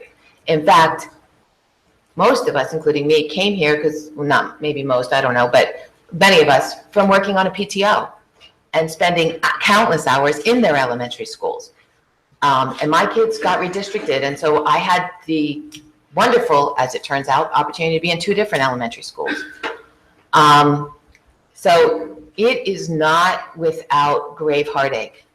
I said on Monday night, I went into this thinking, house track, we got this great land, we got these old schools, $35 million, $41 million. All I know is every day that number goes up, right, Doug? Every day the number for house track goes. We had to borrow money. Bob tells us stuff.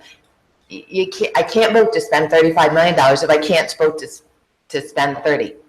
So for me, I'm down to, and it's our administrator. And by the way, I would also mention, as far as things that have happened in capital planning, that Dr. Frazier was hired 2 years ago. And in my estimation, and I don't micromanage him, so I don't want to say that I know, but it's my estimate in my conversations with him that this has taken 50% of his time for 2 years. That's what our administration team has done. 50% of their time for 2 years. So they come to this recommendation and they say, we've looked at it, we looked at your guidelines, we recommend one of these schools.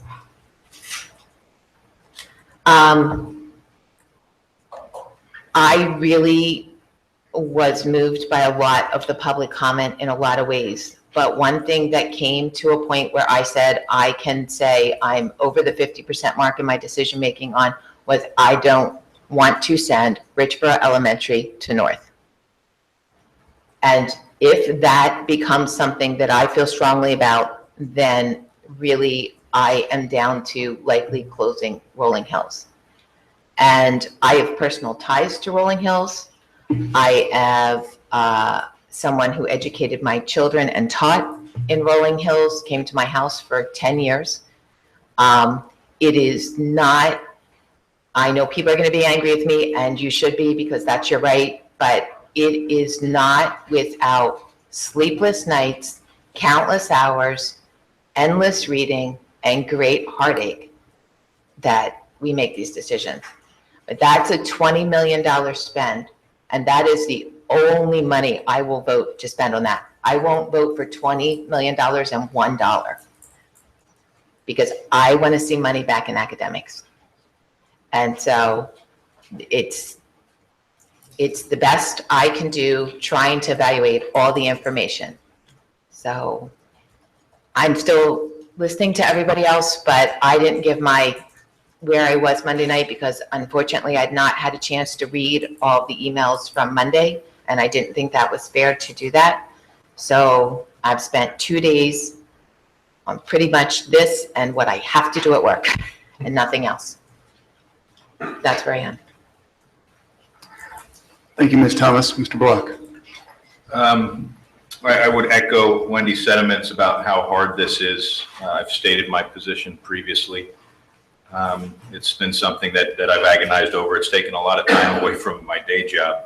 But firstly, as the chair of the committee, I just wanted to say that the public comment at the forums was enlightening. It was really great information. All of the communication that we got was helpful and heard. In particular, I appreciate all of the thoughtful comments and the insights that we did hear on Monday from my peers and from Dr. Frazier through the process, and then tonight. Relative to master capital planning, in my view, as I said, we should not be considering the status quo. We can and we should be considering closing a school, as hard as that is to say. The administration's recommended it, and I believe that the facts demonstrate that need.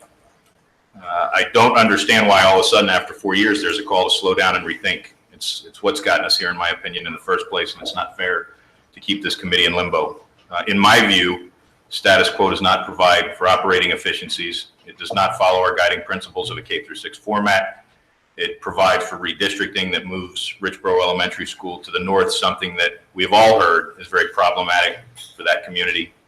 Status quo, in my view, means that we wasted time, money, and didn't focus on students as much as we could have.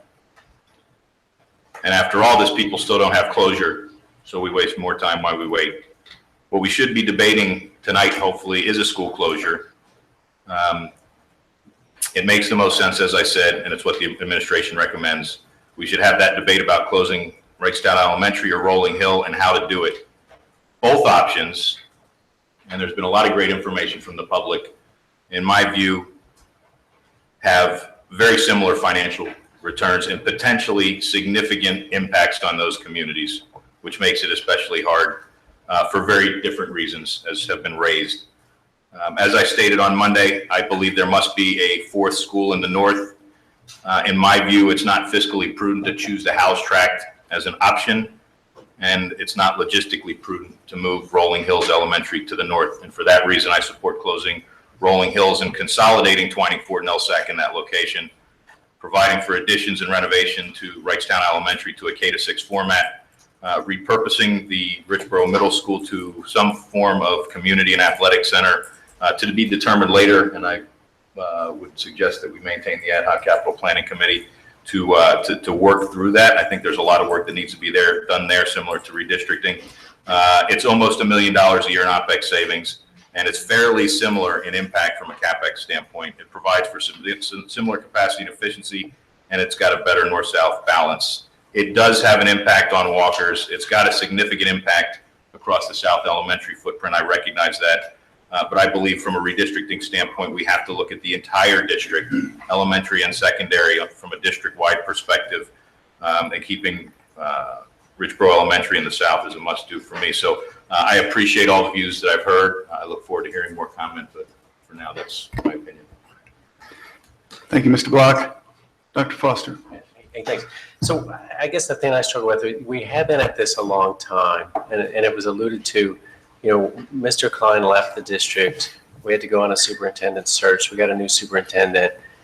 During that period, we were powerfully distracted. So it's not like we really kept at this the whole time. And then the thing I really struggle with is, you know, when we talk about things like saving $32 million, unless we bulldoze those buildings, we're going to put new roofs on them. We're going to invest in those buildings. If we're going to use Rolling Hills for Twining Ford, we're going to invest. We're not walking away from the property. So I don't see the magnitude of savings that I personally was hoping for. And then there's these areas of unexplored information. So I went into this with the premise that when you redistrict, you get consolidations into classrooms, you get greater efficiency. And what we saw, and haven't had time to discuss with the demographer, we saw in the conceptual redistricting that we didn't actually get that to happen. That's a huge deviation from our expectations. I think we went into this with a fiscal frame of mind. We run these models and we don't get the savings. So that's something that we really should discuss. We should have the demography here to say, hey, walk us through this. Like, where are the savings? Because, you know, I would have never gone for redistricting if I didn't think there were going to be savings. And I haven't had a chance to talk about it. So that's really important to me. There's other things that folks have mailed in that have the ring of truth, but we haven't been able to pin them down. So like when you look at transportation, I mean, we all know just our common sense. So we've seen the maps with like Wrightstown in this giant area, but we know when you travel rural bus routes that all the time is stopping at all of those places. That's where the time for that bus is.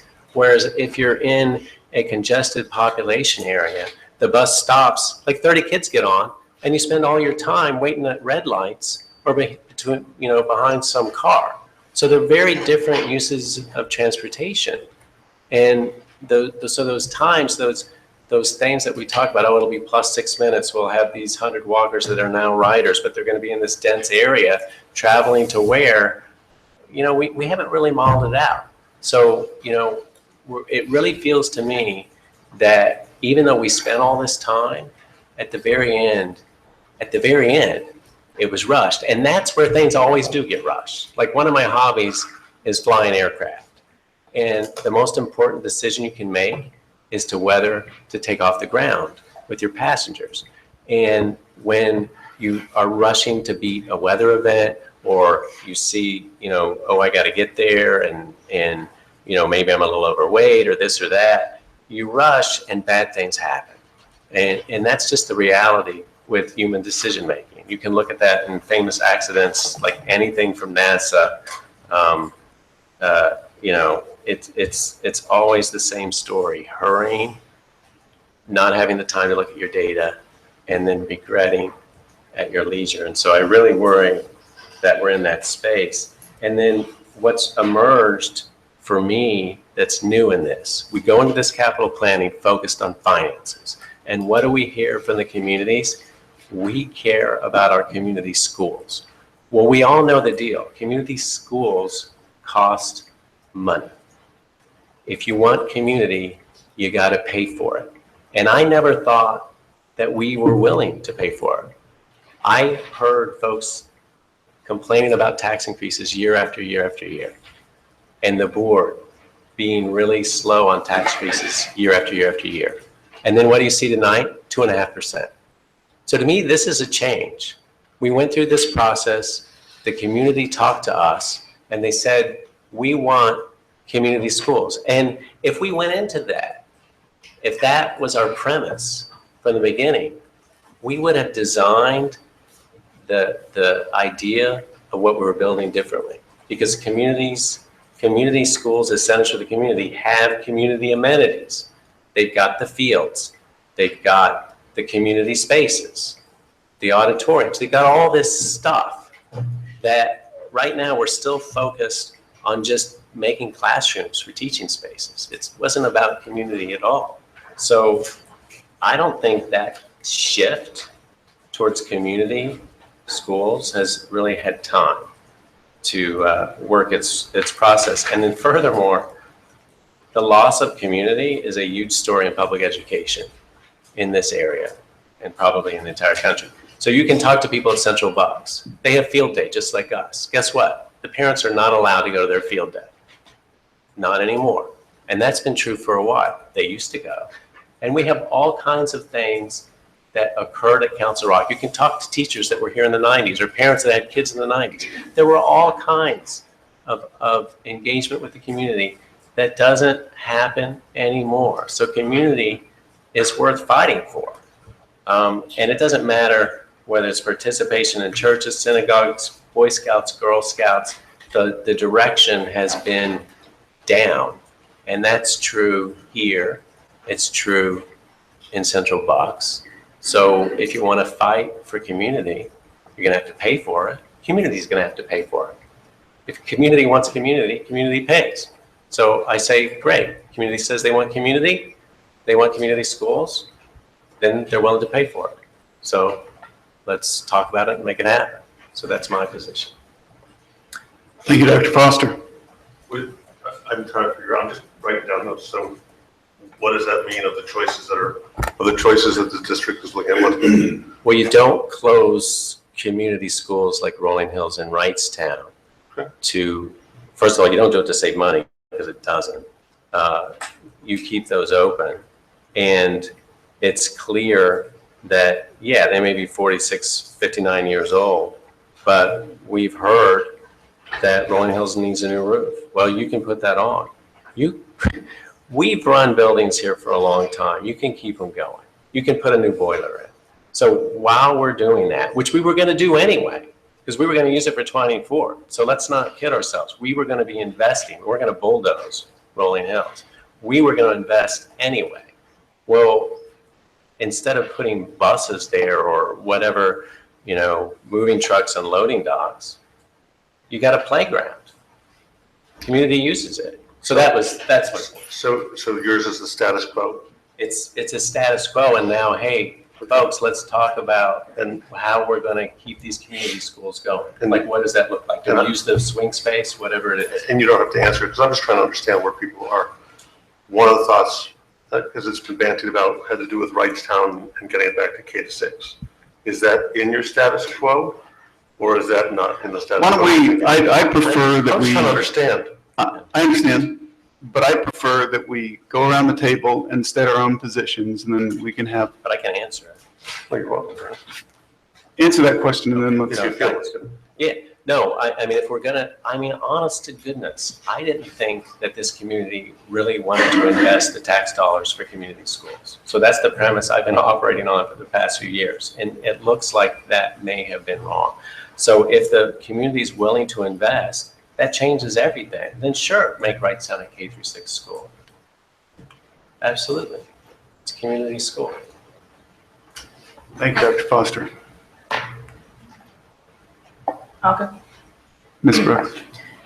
So I actually prepared something because I'm always afraid I'm going to forget what I want to say. But before I get to what I prepared, I just want to talk about just a couple of comments about things that were said.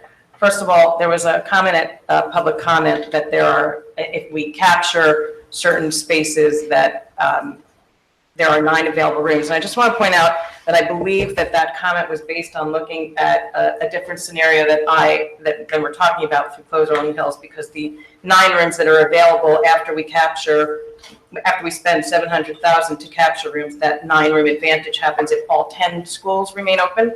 So relative to that specific comment, I would just refer to the presentation that shows Close Rolling Hills, 10-room addition to Richboro, and 5-room addition to Wrightstown. This shows after that $700,000 is spent to capture all the available rooms that we can. We still have 108 rooms in the north after this school is closed, and we need 108 schools in the north. So there would be no excess room in the north. In the south, there's 116 rooms, and we only need 11. So the 5 extra rooms that are provided, that is shown on this chart, capacity, 5 rooms available, matching up for this documentation, that is all in the south, not in the north. The other thing is that I want to point out that if Rolling Hills is closed and an addition and a renovation is brought to Wrightstown, there will be trailers at the school to help make that happen. I also want to point out that I appreciate what Dr. Fraser said about concerns about these buildings staying open.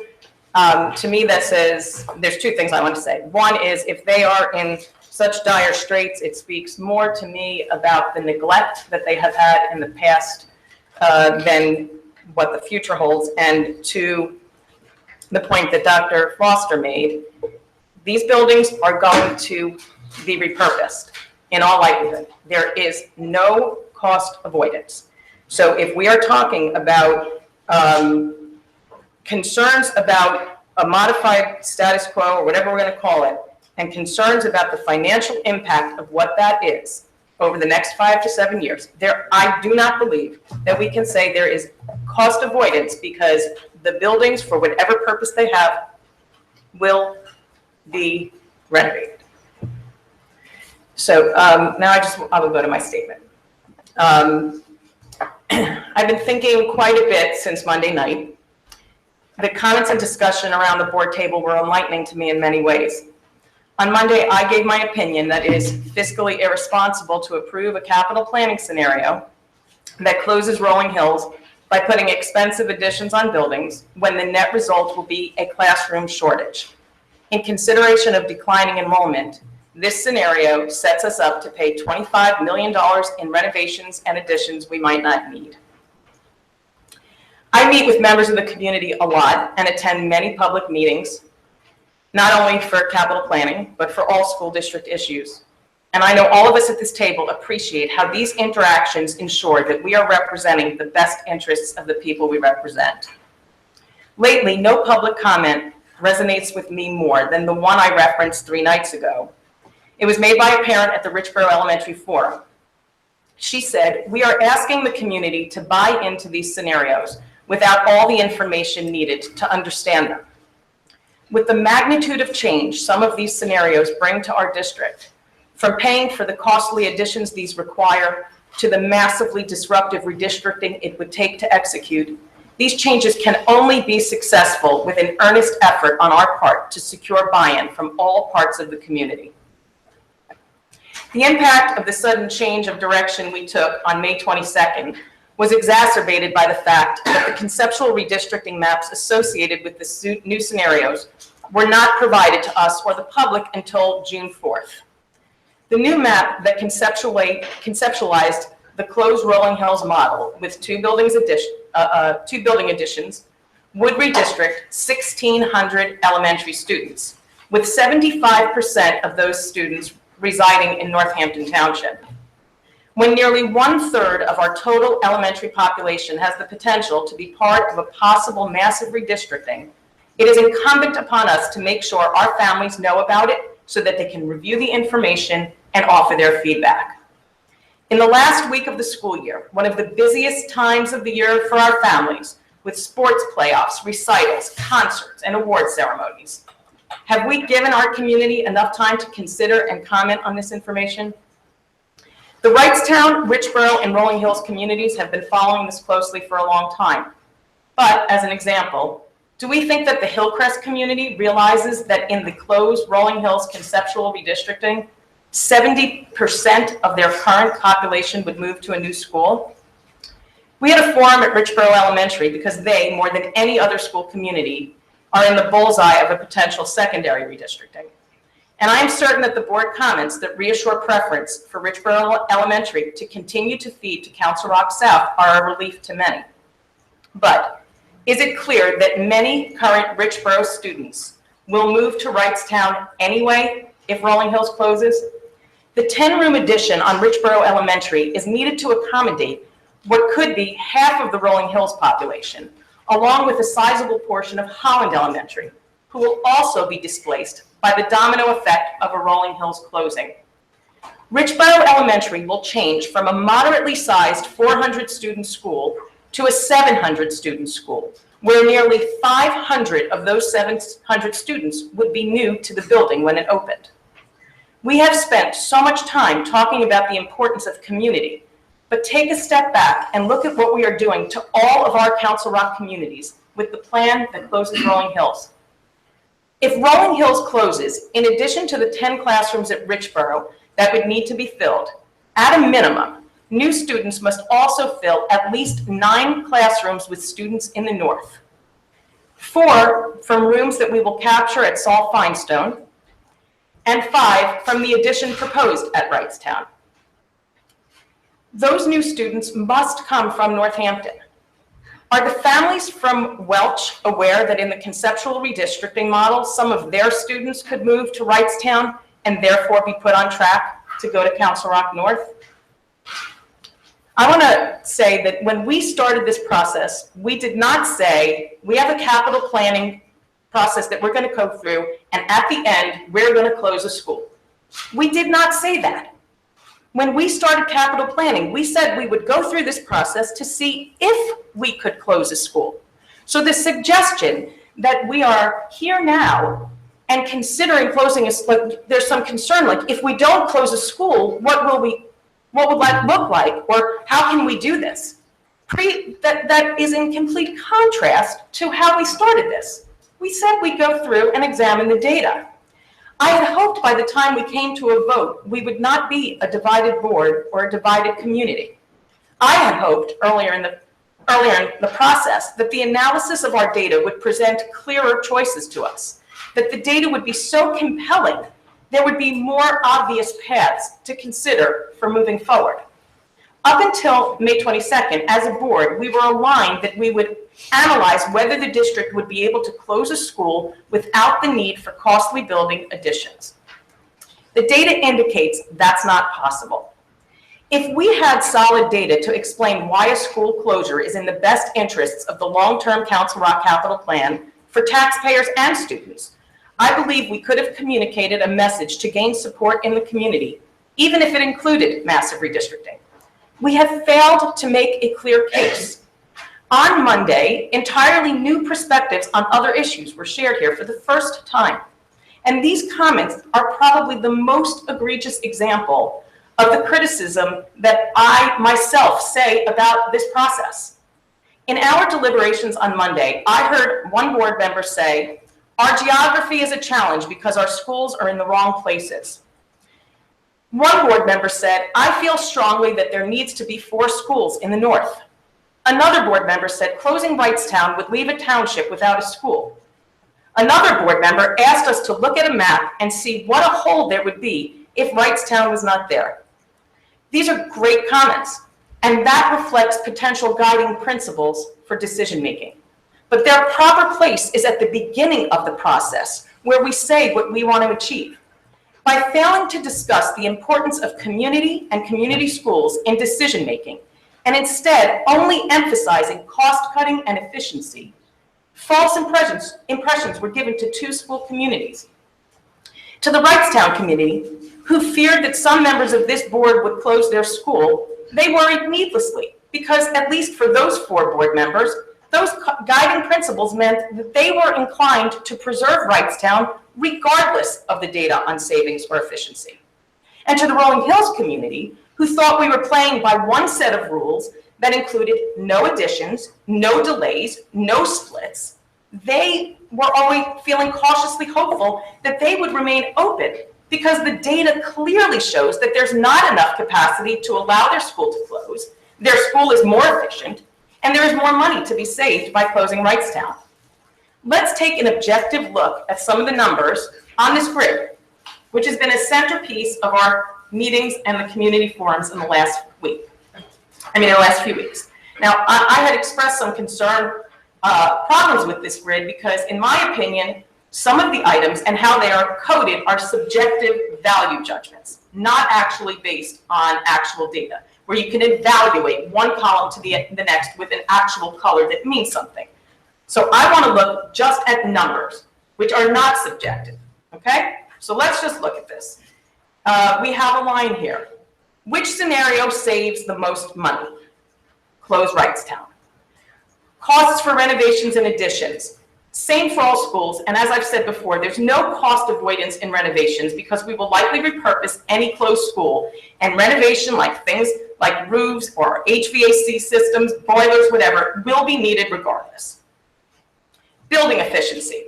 The best efficiency is achieved with a new school on the house tract, followed by close Wrightstown. Building capacity. Status quo provides the most flexibility, followed by close Wrightstown. Best north-south balance, close Wrightstown. Fewest students moved in redistricting, status quo, followed by close Wrightstown. Looking only at the lines where there are hard numbers, every line on this chart favors keeping Rolling Hills open. It's not a slam dunk in each area, except of course with respect to the whopping difference on a redistricting impact. At least that is what I believe an objective observer would say about this chart. But ultimately, other factors override all of these compelling data points. The classroom analysis of these scenarios tells me that it is simply not fiscally responsible to spend $25 million on building additions we don't need and don't provide enough room or flexibility when the demographer's report suggests that we could be in a position to close a school in just a few years without them. If the projections are wrong and enrollment increases, then what happens? We find ourselves with buildings that are too small. I think it is a very poor word choice to call what I support status quo. Status quo sounds like do nothing, and I am not in favor of doing nothing. I am in favor of agreeing to a plan that allows us to set our elementary footprint based on enrollment without spending money on additions. I prefer to call this plan the 2020 plan. Over the next 3 years, let's continue to get enrollment projections updated and analyze their impact. Let's really work at capturing building efficiencies, both by putting small group instruction in small classrooms and by making sure classrooms that are open and available for large portions of days or full days at a time get used more effectively. Let's invest some more time and energy with the demographer. Initially, I 100% agreed with the idea that we should figure out how many schools we had and then do the redistricting. But now I recognize that Mr. Bialik was right all along. We should make plans for redistricting first. We can't expect the community to buy in if we don't give them the information they need. And the community buy-in is critical. Let's work with the demographer to put in place redistricting moves that fix the immediate problems we see for 2018-19. Ones that we have confidence can stand the test of time and would not require redistricting students twice. Working with the demographer will help us see how enrollment trends look, and we can phase in additional changes when they make sense. Let's see what we can do to restore Wrightstown to a K-6 school. Let's work harder and better at communicating with the public and with each other. Let's have an honest dialogue about what community schools mean. Let's add more deliberation and conversation in between meetings where we're given presentations, so that no community member comes up to public comment and says, we pulled the rug out from under them. Or that a future board member might say, I'm hearing guiding principles for decision-making 3 days before an important vote. Then, by 2020, with some efficiencies captured, classroom space available, and an open and transparent redistricting plan in advance, we can evaluate whether a school can close or if there was unexpected growth and we need to consider other options. Like 2020 vision, I think scenario 2020 lets us look into the future with clarity and for a plan that would be in the best interest of students and taxpayers. Voting to support this 2020 plan tonight allows us to make the best decision we can today, based on data, and then use what we have learned through this long and grueling process to do better going forward. Thank you, Ms. Brooks.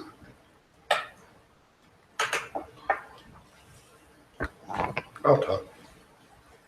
Stillward, thank you. One of the problems, and I look at this right now, is we're going to do, I'm looking around the board, it's whatever the status quo is, seems to, and close Rolling Hills or close Wrightstown. One of the things, and I'll echo Mrs. Brooks, closing Rolling Hills is going to completely blindside at least one other community. You've heard me say that. We're going to take 300-ish kids out of Hillcrest and replace them with 200-ish kids from Rolling Hills. Now that'll fix the massive overcrowding problem, but it just turned two schools into something else. Well, one may disappear and the other turns it in. As I looked at these numbers on some of these charts, one of the other things that became apparent after talking to parents was, you know, the impact of redistricting on kids. Believe it or not, I'm starting to wonder what happens when we move 30 kids from one school to another and you divide those over 6 grades. And all of a sudden you're the 4 or 5 odd men out, odd girls out, whatever you want to say, in a new school. In some regards, and I'm not advocating this, moving bigger chunks sometimes makes more sense because you've got a group of peers that goes with you. So I spent a lot of time trying to, you know, kind of spitball what would and would not work. To the gentleman who had comments about trailers at Wrightstown, I didn't vote for them or to remove them. I didn't say they were unsafe, and I'm perfectly happy to deliberate about putting them back. I'm sorry, that's the way it works. I'm perfectly happy to consider sending Rolling Hills north if that was if there was community buy-in for that. But I need a pause for the communities that haven't got a chance. I really do need a pause. We need one of these forums at Hillcrest for one, because they're not going to be the same school when this is done, and they need to know it. We actually should have had one of these forums at every school because Holland's not going to be the same school it was when this is finished. On the northern side, yeah, they're close, but even there, Newtown shows, and good note, we're swapping out half the population in this. So if we're going to close Rolling Hills, I mean, if that's, and I've heard, we need to do some PR work first, and we need to get in front of the community. I'm not there.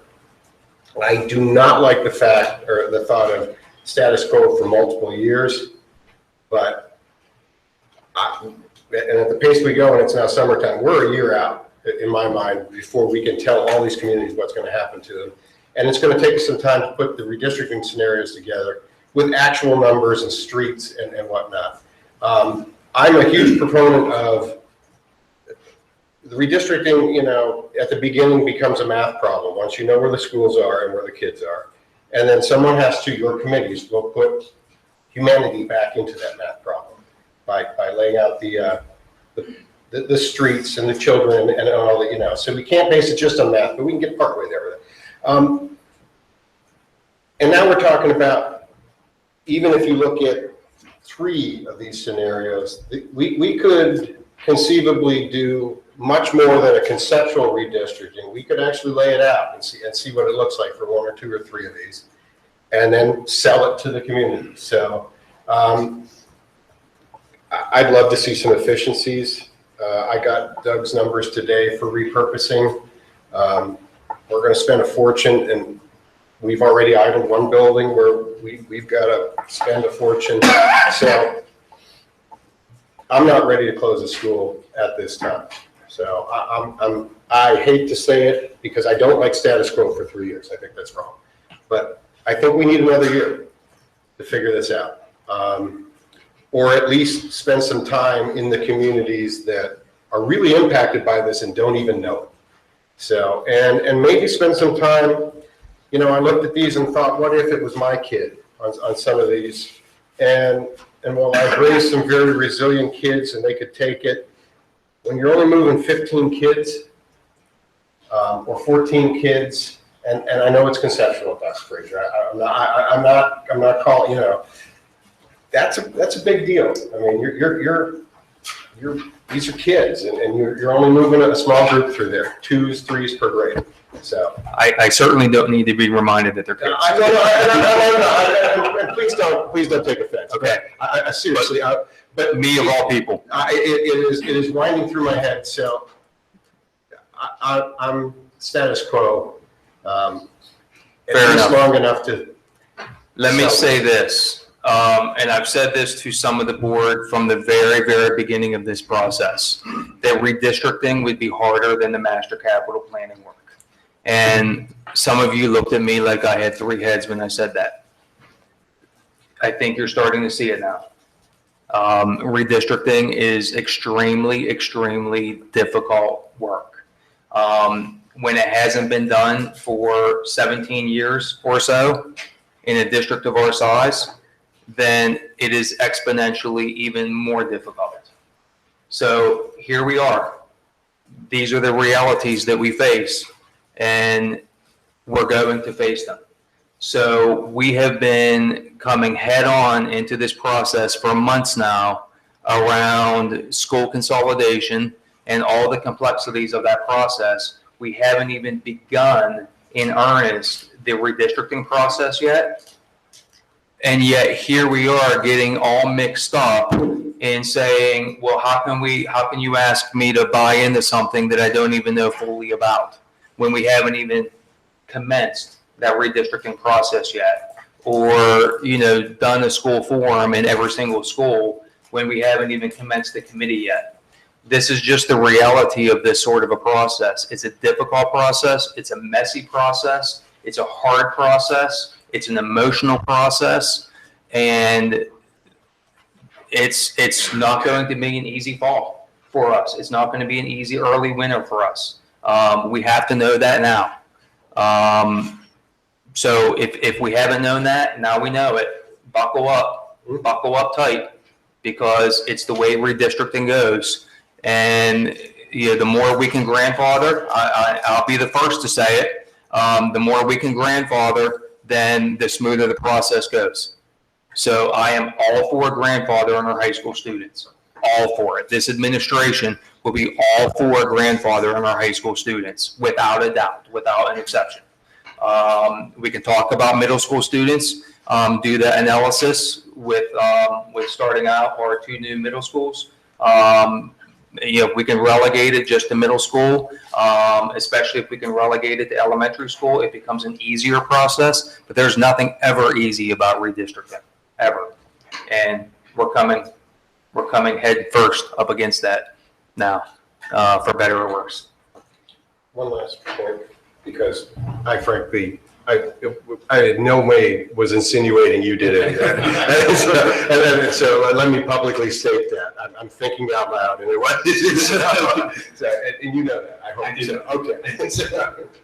All right, we're good. I wanted to make sure that Mr. Bialik can hear us. I can hear you. Thank you, Ed. Good. I just want to make sure. All right, floor's still open, and it will remain open. Yeah, I might as well, and I am running out of time. So, I've said since the beginning that we should be redistricting first, and looking at what schools we're going to close or what have you later.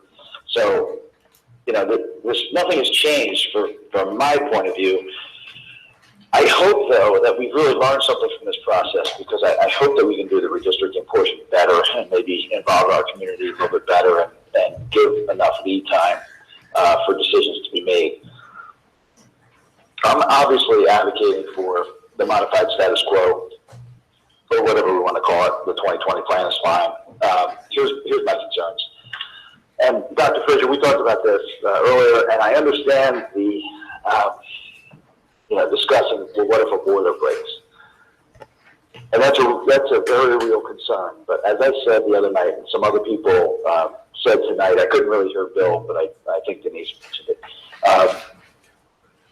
Doug's going to come to us with a plan for renovating the schools, Rolling Hills. Let's just say Rolling Hills is closing, and we have to repurpose that school. Well, the estimate he gave today, just today, was $13.5 to $16.5 million.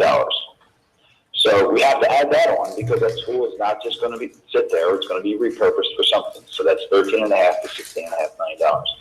Then, if our demographer is wrong, and we end up closing a school and then needing a school, we're going to have to build. So we're adding at least another 10 classrooms onto Hillcrest or another school, and that's another $7 million.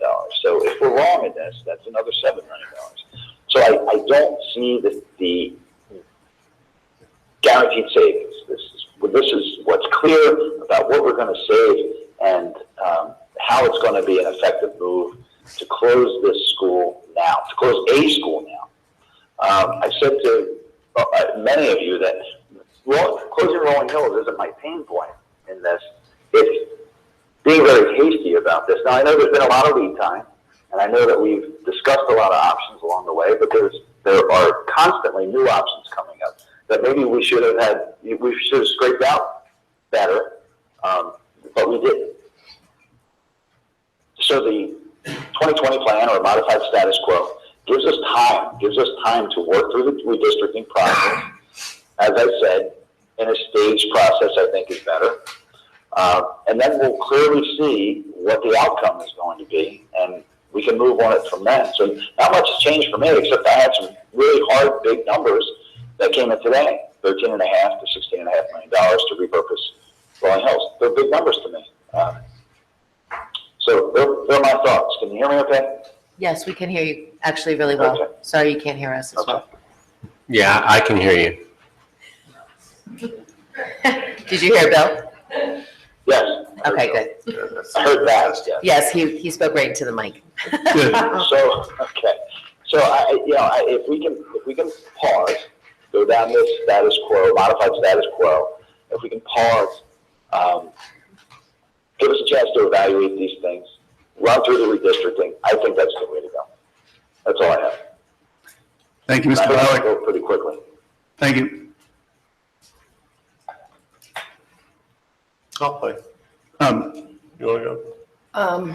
Yeah, Ms. McKessie. I mean, I can echo all of these things.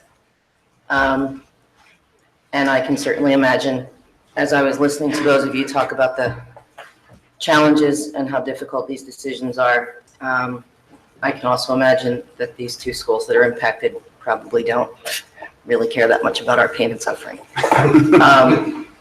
And so to echo all of that, I have struggled with this decision greatly. The forums were excellent. I learned a lot there as well. I, at this point, would like to restore West to a 5th and 6th grade K through 6, and I think close Rolling Hills. Thank you, Ms. McKessie. Mr. Grubb. A few things. Doug, you presented us some numbers today. Well, there's a mic. I'll just talk. Don't worry. Doug presented some numbers today about what it would take to rebuild or revamp Rolling Hills to be facilities. And I'm thinking back to Twining Ford, which is largely unreconstructed from when it was a Nike missile site. And so I would be cautious. Jerry, can you speak up? Holy crow, I would never think that's a, can you hear me now, Mark? Is that better? Can you hear me now, Mark? Yes, thank you. Okay, no problem. Yes, thank you. So that, you know, Twining Ford, as we use it, is largely unreconstructed. It's large open spaces, and I look at, you know, what we talked about using Rolling Hills if we were to use it, you know, and a gym becomes a warehouse, a multi-story warehouse. You know, these are things. So I think Doug, you know, is going for, you know, one perspective on it, and I may differ, and that's fine. So, you know, it also depends how long and what's the chance you want to revert from that. And so, you know, both agreeable people can potentially differ on that. I think it's important, the challenge for this board is getting to 5. A brief anecdote. Today, I was in Boston. I arrived at an ungodly hour, went to get my car, and there were 2 sedans and a minivan. And I went for the sedan. Somebody else went for the other sedan. Mine wouldn't start. And so I had to drive a minivan. Not my preference. And I tell you the story because early on in this process, I made a recommendation, kind of my sedan at the time, and it didn't get much traction with this board. And it didn't start like the sedan I wanted to get. And so now I'm looking at a choice of minivans. I'm going to reiterate it again because as we look at what the criteria became over time, and now what we're looking at facing, I think there was some merit to it. And I accept that it is not the standard process we would have followed to get here. But if we always do, you know, your predecessor's predecessor, Dr. Fraser, always said, if you always do what you always did, you always get what you always got. And one of our struggles is, as Dr. Fraser well knows, we're dealing with children. They're not totally flexible. Families have children when they have children, and they have them where they have them. We have buildings where the buildings are. Our problem, in large measure, for savings, is that we work with buildings that are relatively small, because that creates some inefficiencies. And you get a little more efficient when you have larger buildings. We're not going to build larger buildings right this minute. So my question was, as it was 3, maybe 4 years ago, how do I create a larger virtual building? And at that time, and I apologize for going over ground, but I think it has merit. Let me jump to the end and I'll explain how. The savings on the plan that I talk about are about $2.4 million a year.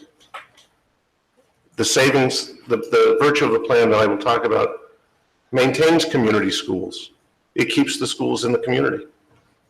What it does is it drives out approximately 10 to 14 class sections across all 7 grades.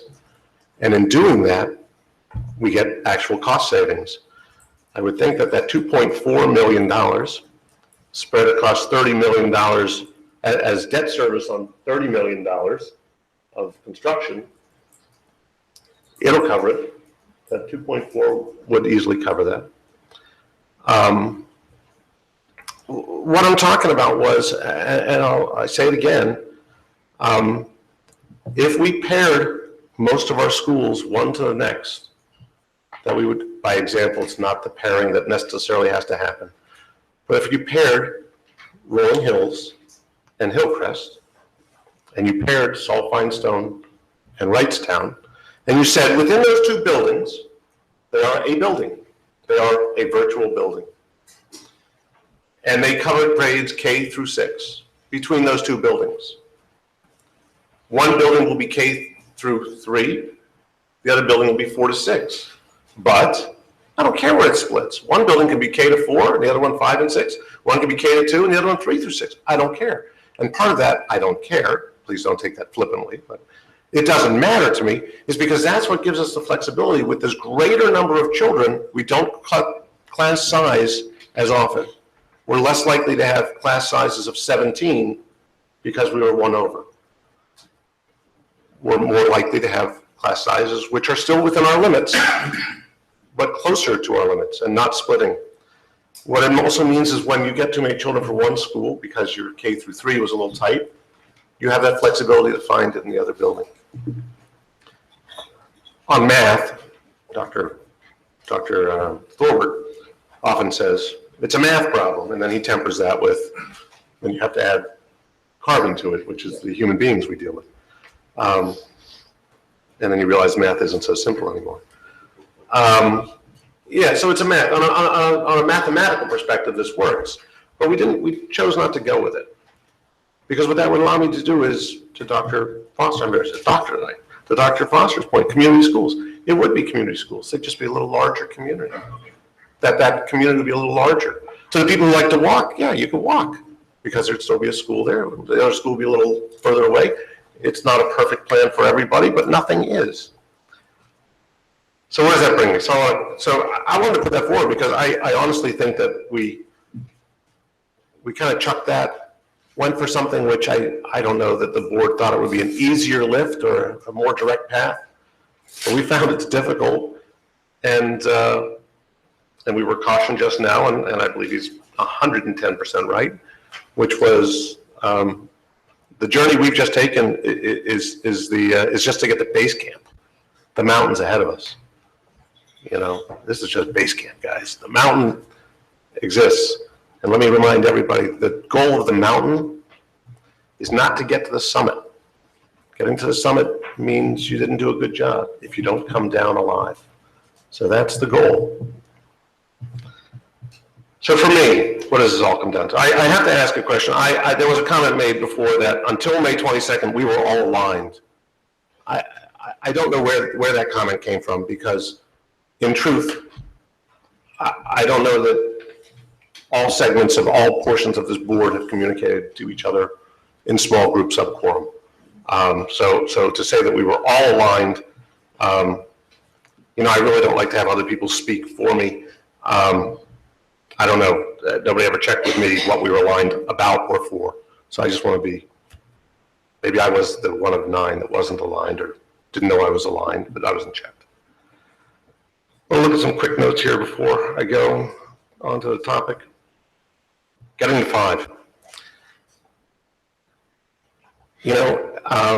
We have seen, aside from, and my heart goes out to the people, our senators and congressmen who were involved in the incident earlier this week, but we've seen some other travesties, not nearly that way, but in the way that business runs in Washington, which was people were unwilling to compromise. They wanted to stand by what they wanted to stand for. And, if they didn't think it was right to bail the boat to the left or to the right, they weren't going to, if they wanted to bail the boat to the left, they wanted to bail the boat to the right, they weren't going to bail the boat because it wasn't going their way and the boat sinks. So I think that's been a travesty. And I don't want to be in that sinking boat here. So what does that mean to me? It means that getting to 5 means 5 people have to come to a conclusion and figure out where we're going and not let the boat sink. I do need to take a personal moment here, which was, I said the other night I was very proud of people in the community because they've really kept it devoid. I had some real disappointments this week. I had persons accuse me of voting by allegiance and not by thought. And I really struggled with that as I was thinking the past couple of days because they're 100% wrong. And so how does that affect my vote? Do I now vote the way I think I should vote, or do I vote the way that I think proves them or doesn't prove them? What do I do? It's very, and the answer is, like the persons I sometimes have worked with in the past, forget about it. I'm not going to worry about what they think, because the answer is, I live with myself, I shave myself, I look in the mirror, and I do what I think is right. And I am saddened that community members have chosen to make personal attacks. So having said that, I agree with the notion that Wrightstown is not survivable as a K-4. I think that that's unfair and inappropriate. So whatever solution I come up with says that if we continue with Wrightstown, it needs to have trailers back. And for those board members who spoke with me this week, it is not often that Nancy Carroll and I will agree on something. But were we to add trailers back to Wrightstown, it pains me to say it, but Nancy and I are aligned on that they would need to be of good construction, dry, solid, warm, and included in a safety plan for the building that says those students are in effect protected from outside persons. So that's one thing. Walking into this night, I was probably more of the mind of closing Rolling Hills. I agree with the notion that closing Wrightstown does create an odd pattern of commute around from Saltfine. It just creates an odd pattern of commute and leaves a section like a barren wasteland in the middle trying to get past it or get around it. So I think we need to keep Wrightstown. Mr. Bialik and I disagree on one aspect, which was that we'll do a moratorium and hold it for a number of years because the next board could come in and do what the next board wants to do. I don't know that 3 years is where I want to go either, to Mrs. Brooks.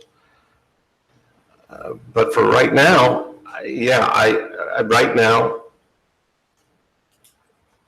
I will want to be for having the 6 class rooms added to Wrightstown.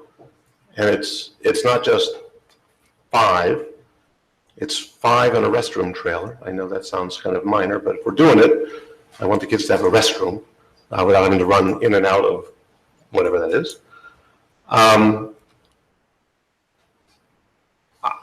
For the time being, I'm okay with staying with what we've got, but I really do need to see that redistricting plan. I really do need to see where we come with that. And Doug, I think we just have to go over those numbers again and figure out warm, safe, and dry at the barest minimum is not adequate. We are going to have to invest money.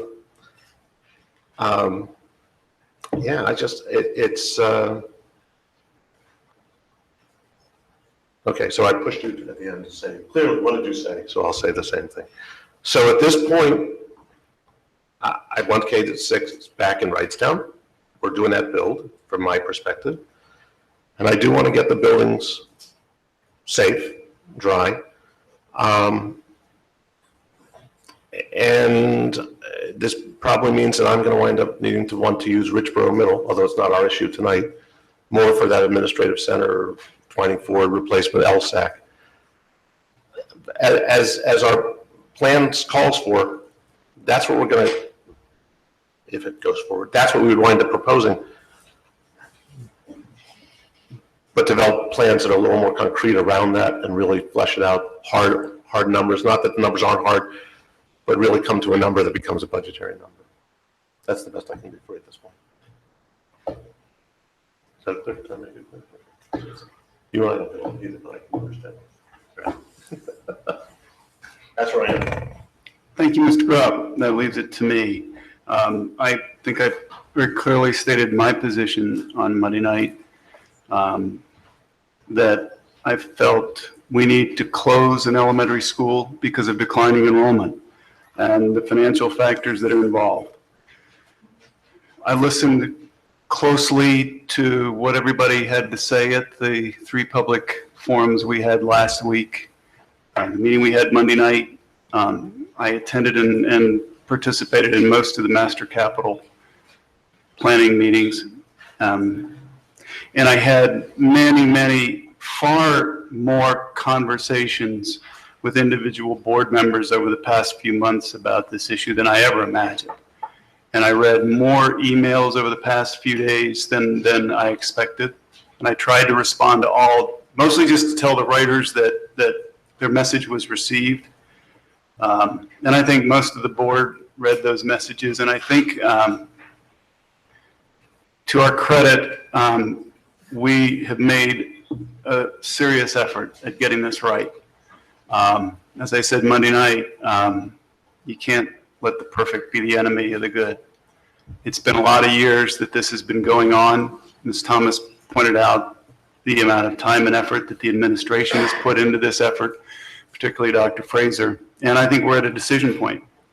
And even though it's, and I listened carefully to Ms. McKessie when she talked about us not complaining about the difficulty of this decision, but in reality, it is a difficult decision. It would be a difficult impact, a hard to swallow impact on any community if we close an elementary school. So my position has been and remains that I believe that the scenario in which we close Rolling Hills Elementary School makes the most sense.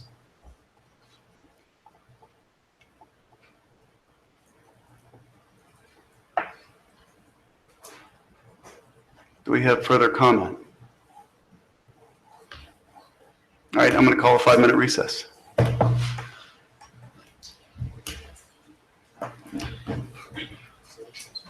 Kind of form a motion.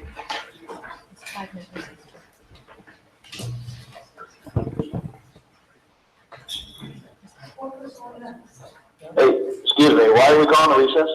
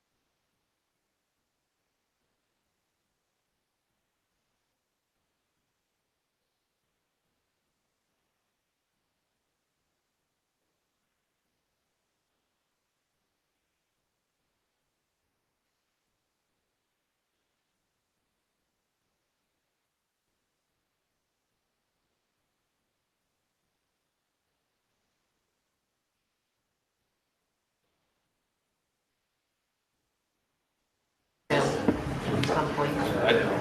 Not us, we don't get to go home, but yeah.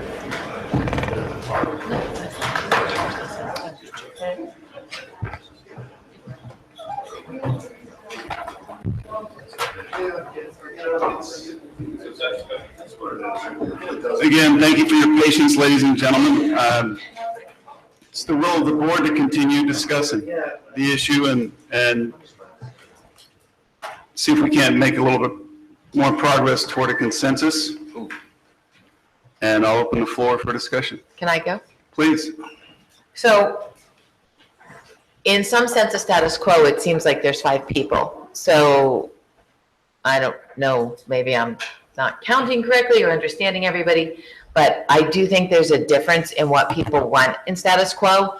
And so, I think it's helpful for the community. I mean, listen, I didn't come here with an agenda to close Rolling Hills. I'm not unhappy because there's 5 for status quo. I wasn't happy to close Rolling Hills. We have to move forward. We have to find consensus. We have to find ways to save money. We've spent a lot of time and effort. So for me, status quo means a minimum of 5 years because I don't want first graders going through this again. First graders for the last couple years that my school going to be open, is my school going to be closed?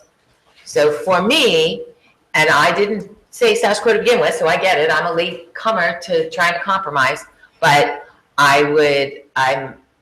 if it's going to be elementary and K to 6 is our model, then the elementary school should be K to 6. And I want the communities, Wrightstown and Rolling Hills in particular, to have a 5-year moratorium on a closure discussion. And I'm sorry, me who talked about economics, if that's not economics, but my children were moved schools 4 times with a less than 40% of the class. So my kids moved in 4th grade with 100 kids, and then in 6th grade with 35 out of 125. They were with the 35. Then in middle school, split 150 kids, 75 went one place, 125. So my kids 4 times went with the smaller little group that got redistricted. So as much as it pained me, and what I voted for would have met that, so I don't want anyone to misunderstand that I don't get it, if we're gonna come to consensus, I'm advocating that these children do not have to worry about this again. That's the decision we're gonna make, then we're gonna financially stick with it. And in 5 years, when there's new kids, and I hate to say it, but you have to look at the district economically every so often, that's where I am. And I want a K to 6 model. And I don't know if we'll get consensus on that, because now I'm into probably details that maybe people don't want to decide tonight. But I wanted to try to move the discussion forward. So that's my 2 cents for it. Thank you, Ms. Thomas. Yeah, and as chair of the committee, I heard 5 status quo. I heard 5 status quos that said very different things, which on balance sounds like the committee has got some more work to do. I would disagree with Mrs. Thomas's statement of us taking 5 years of some of the longer conversations. I think, as I said before, we need to take action today and not delay any work. I can appreciate the thought process of giving it to people. Eddie, can you speak into the mic? Wow, some peace of mind by asking for 5 years, but I just don't think that is the right thing to do for a lot of reasons. I'll go back to the idea of a pressure test that Jerry mentioned. I think we have to move down the road of action until we find out that it's not. I would challenge you again to think about your original position and where that stood. So if we find out that actually works, rather than do the work first and not be in a position to move forward by giving direction, we are in the position to do some redistricting work and then pull it back. And now I understand that's a whole different set of circumstances from the committee, but I would err on that side because waiting for me doesn't make a lot of sense. So I just wanted to put that out there. But irregardless, if there's not a change of mind relative to somebody who's at status quo now, then I'll just need some direction, and we'll have to figure out how we find some consensus. And maybe we won't do it tonight, and that's fine. But I think it's probably worth. For me, let me just thematically so you understand what's going on for me. If you recall, as we began the conversation tonight, I was interrogating poor Mr. Cox. An attorney having to answer questions, never happened.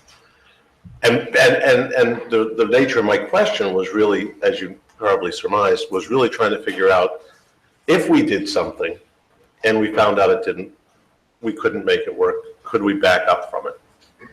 That's what the nature of the question is. And that's what, and herein is my struggle, which is, and I hear people say, well, this doesn't make sense, that doesn't make sense. And many of those arguments about that they don't make sense is because the arguments in my interpretation, and when someone speaks, it's, what do you take away from it, which becomes important. It doesn't matter what they said, it's what you take away from it that becomes important. A lot of people say, well, we should wait for the demographers' numbers to get better, or we don't trust the demographer. Other people have said, we've seen it in letters. And that this is my struggle, which is I don't know that the numbers are going to get better. I don't necessarily believe the demographers' numbers are going to get better. When I look at the persons who were pushing initially, for this effort, and it is interesting because the persons who pushed most strongly for this initially are now also the ones who have largely suggested status quo. I'd like to act. I'd like to act in a way that has a potential to make the biggest impact in terms of potential for cost savings and cost avoidance. But it goes back to that thing, and Mike, you actually said it, Dr. Thorwart, you said it actually as we came into the plans originally and said, shouldn't we be doing and Bialik as well, Mark Bialik as well, shouldn't we be doing the redistrict first? No, I don't know that I said that. Well, then the other M said it, yeah, then Bialik said it. I can't take credit for that. No, okay, that's fine. And he was right. And so that's kind of, I'm trying to have my cake and eat it too, if you must know. I want to pressure test it. I'd like to prove it wrong. Now, there are two ways to think about that. With Rolling Hills, if Rolling Hills is open, do we wind up having extra capacity we don't need because I think what we did to write the town just predestined it to have a problem as a K-4. I think that was a problem. So if we redistrict, how hard do we push redistricting? So should we close a school and say, well, push for the redistricting to see how efficient we could get it and see what the savings could be administratively, moment by moment, year by year? It's not going to be a number 5. I'm open for more discussion. As I say, I don't want you to take away from this. I'm committed to, I can still be swayed. I'm trying to figure it out. You done for now? For now. Okay. You've dealt with me for a while. Dr. Thorwart. Oh, either way, just to be clear, we're redistricting. Absolutely. I mean, I don't want you to ever think, we are redistricting. People are going to move. But I don't, the status quo doesn't preclude, we have to do that, so. Minorly. Well, depends on which school you're in. Yeah, So we're just gonna shuffle kids when we have kids going to schools today, just to shuffle them? Status quo says you just send potentially Richboro Elementary School to the. I won't vote for that. Well, that's what. I'm only one, Consensus. obviously. We don't have any consensus sitting around the folks out in Wrightstown. Now we're the folks in Rolling Hills, so. Right, now they're gonna run let's- a I'll just say, when I advocated in when I talked about 2020, I believed, looking at the data of the demographer, that the enrollment was going to decline in 3 years and give us a lens so that we could know, make a decision about what to do from there. So in essence, when I called it 2020, it meant, look at this, see how it goes over the next 3 years, learn from the mistakes that we've made and some of the issues of this process. And then in 2020, we can make a plan that if we're going to expand a school, build on the house track, close a school, that can be implemented in 2022. So in my mind, this was like a renewal of a 5-year plan. I do think that if you look at the conceptual redistricting, to take care of what we need in the immediate, there are things that we can do and make very good educated guesses with the very smart people in our schools and the benefit of a demographer that we can make immediate changes to capture efficiencies that we can have a lot of confidence in would not be impacted from our 2022 vision. So that means do not touch Wrightstown other than to restore it to a K-6. Do not touch Rolling Hills, and do not touch Richboro Elementary, because those are in the hotbed and we don't know what it's going to go. But you can achieve so much benefit to the things that we're looking for in terms of efficiencies by looking at other more distant areas of the school district and capture exactly the kinds of efficiencies that I had hoped that we were going to get all along. So I think that, it's hard work, but we can sit and conceptualize that. Then in the meantime, so we've captured the efficiencies that we know we need to get. So like we know that Hillcrest is overpopulated, right? So we know and that there's room in Holland. We know that we have to do some switch there, but we don't have to move 70% of Hillcrest out. So I think that we can have a high degree of confidence that there are certain moves that we can make that we can live by that would sustain whatever future path. But certainly we could not redistrict the 3 schools that are in the hotbed of the most critical decisions that are coming.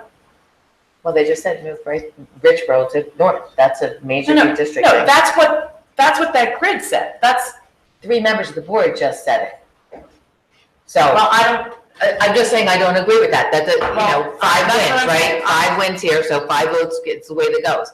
I'm just saying out there, yes, there will be some minor redistricting, but if all the schools exist as they exist today, I don't see the benefit of staying to the whole community. It's going to be a massive redistricting. We have all 10 elementary schools. We have 10 elementary schools today. In fact, one that's only K-4 is now K-6. So I don't think there's going to be a massive redistricting this year. There will be minor tweaks. Well, and again, minors depending on where you're sitting on that, but. Relative to 11,000 students. Sure. The one part of this, though, that with keeping all 10 open is how we feed the middle schools. And that's still, it's out there. I mean, it's out there. Can I just say, I looked at that data, and based on the demographer's report, the enrollment at Holland Middle School, if we kept everyone that currently feeds into Richboro Middle School and Holland Middle School right now, puts us roughly around right at capacity. Now, that being said, we say that building fits 950, but then we also say, so that's what I mean, that the enrollment, if you look at the demographer's report and see that, you move it back and first of all, he has it listed out, and I double checked it with this year's 4th grade becomes, next year's 5th and whatever. The enrollments in Holland Middle School for the next 5 years would all be, I don't have it here, but it was roughly between 950 and 970. So we say that those buildings have a capacity of 950, but we also say that the buildings are built to hold 7.5 teams, and a team could be up to 140 students, which means that really gives you some wiggle room, because 7.5 teams, 140 per team would give you up to 1050. So you have a little wiggle room. There's no question that that's not preferred. We have 2 identical sized middle schools. How many would be in Newtown? It was all between 760 or so. So there's no question. That's not a great approach, but it is not untenable. It is not, given the chaos of this process, if we have an opportunity to do better in our process, to do better in our communication, and know that the students are going to fit in the school, it is incumbent upon us to take a break and help the communities buy in. We don't have to do it that way. And as we study the data over this period of years and work through with the demographer, if we see something that's inconsistent with what they've previously projected, we have the ability to respond to it. We can't be so rigid and say, we're going to do this for the next 5 years. Obviously, it has to continue to respond to the data with better communication, with clearer rules established so that we understand it. But I am comfortable looking at what the demographer says, looking at what we've got, that we can do it this way. Whether or not everybody at this table is comfortable putting one school at the 950 capacity and one at a little less, That's for you to decide, but it's not like we're talking about putting 1,400 students into that building. Let me comment on that briefly. When I hear comments like, given the chaos of this process, and when I heard previously, Ms. Brooks, you used the comment mistakes made throughout this process. That's my opinion. I understand that, but I happen to strongly disagree with that opinion, and I take a lot of pride in the process that we've gone through.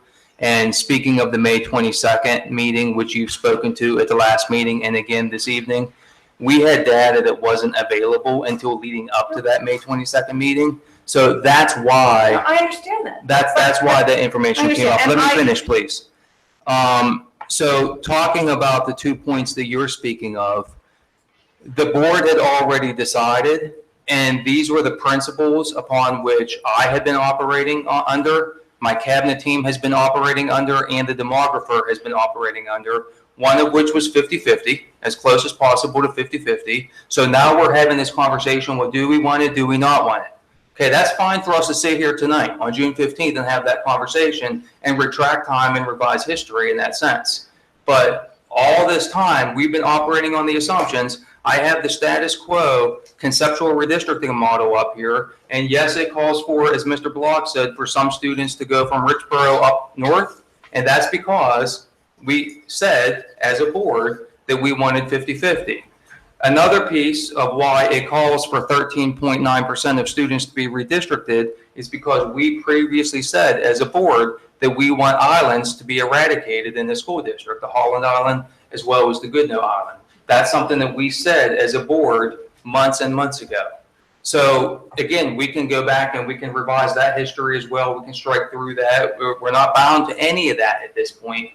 But I just ask the full board, please, for your understanding that as we use words like chaos, as we use words like mistakes, as we use that kind of terminology, understand that ground rules were set, guiding principles were set by this board at this table at these very meetings that set a compass, that set a pathway forward for me, for this administrative team, and for our demographer.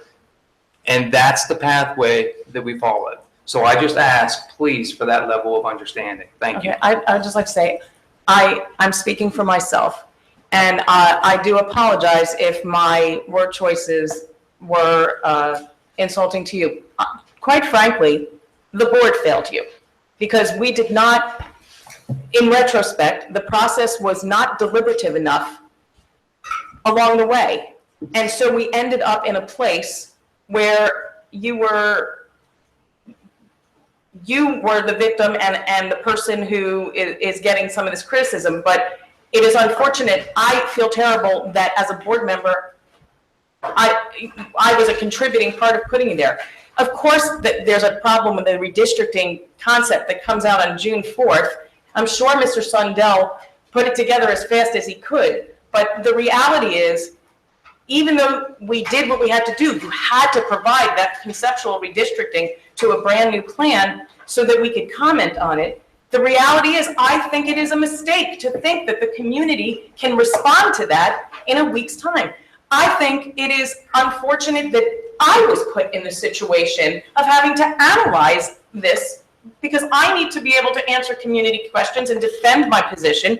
And it is, in retrospect, an unfortunate situation that we were put here with not enough time. We created that. We said, oh, we should make this decision by the end of the school year. And that was with the most pure intent, because we don't want these people here all summer. We don't want this headache on them.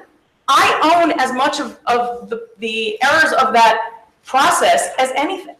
But my point is that it is not an excuse to make a decision that is not informed by the data and well thought out and collaborative with the community, so that we get all the full buy-in that we need. We know that at the end of the day, that whatever we do, there are going to be people in the community who are like, great decision, and then there are going to be people who are going to be angry and disappointed. That is the outcome regardless.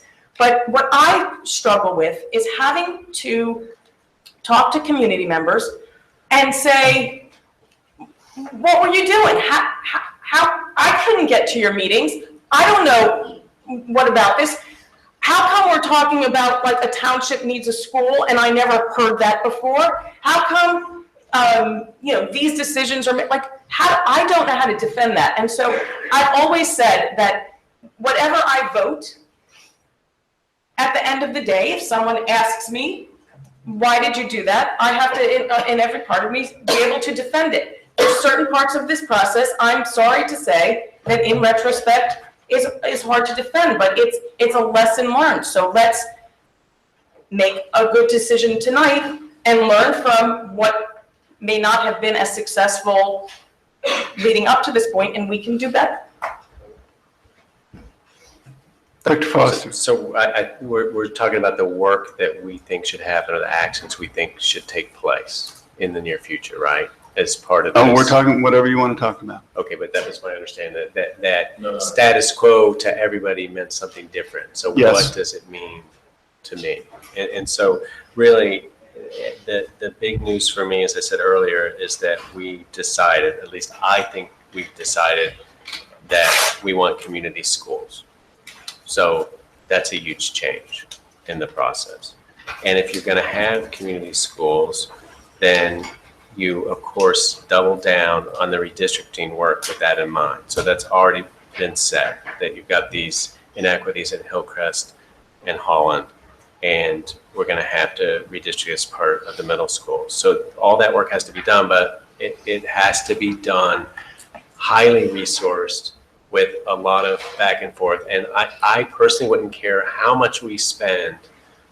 I shouldn't say it, Mr. Sundown, but we really need to send you a lot of money, or whoever we choose to do it, because it's money well spent to have this outside expert really giving us multiple views of our options for redistricting.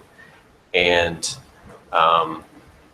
we really need to dig in, and this point has already been made, but it stands out to me, on our use of space at a detailed level, room by room, hour by hour, because that communicates to us the intersection of our facilities and our educational programming in an explicit way that gets at what capacity really means. It's not just this number on a page, it's what are we doing in these spaces, and it may identify opportunities that where it's not even in our mind until we have it laid out for us. And then to Mr. Grupp's point, you can say it's a long way round. I mean, all of this process has been extremely difficult, but to learn that we want community schools, and, to his point, that breaking up pairing schools within that context of community schools makes way more sense to me now than it did at the beginning when I had absolutely no interest in it.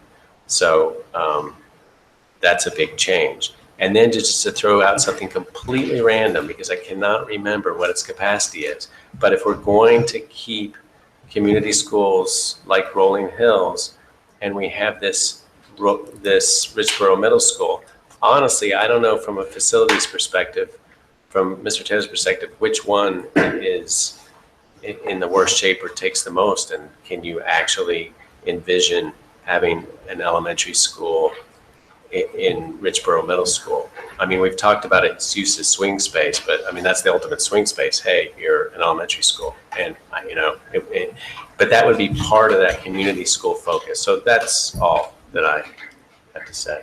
Thank you, Dr. Foster. Mr. Block, I thought you gave me the, No, I'm going to hold that comment for a second. all right. Think about it. Mr. Grubb. Some of my more difficult things. One of my concerns, I guess, as I sit and I listen to things about status quo, and I listen to the community. The community's not going to be happy any which way. Someone's ox is getting bored. And the problem for me for status quo is a political problem, which is I don't know the makeup of this board in 2 years. I don't know the makeup of this board in 3 years. And there's a great potential that the factionalization or fractionalization of our community will be what drives the election of this board. You know, I have to tell you, I understand that, you know, this is, I am from Northampton. I am elected from Northampton. I serve Council Rock. I don't serve Northampton. I am chagrined that I have had elected officials in Northampton taking some board members to task because of what it does in Northampton. I will tell you that in the time I've been on this board, without exception, this board has attempted to act to ensure that it's acting as Council Rock, not as Northampton. Because Northampton has 5 votes, they could kill each, you know, they could override every decision every which way, and then we hear the people in Northampton say, well, we didn't get enough buildings and you've done other things. They seem to forget that we built South, Chancellor, Holland. You know, we've done work there. My problem status quo, God, I keep sounding like I'm fascinating, and it's because my problem status quo is that I don't know what this board will be in 5 years, or in 3 years, or in 2 years. And I am concerned that this board will become so politicized by people trying to stack the board. Everybody remembers FDR. I don't remember him, but I read the history books. You know, about stacking a board with people whose only criteria for being on the board is that they'll vote this way or that way. And that's the only single purpose that kills me.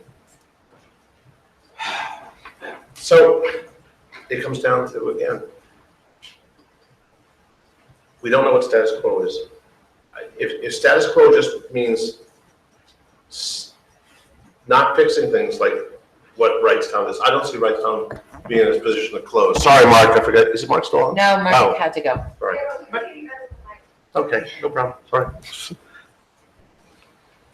You know, I don't see a place where Wrightstown closes in sometime in the future. So for me, status quo isn't just putzing around the corners and the edges of Wrightstown. It's doing Wrightstown.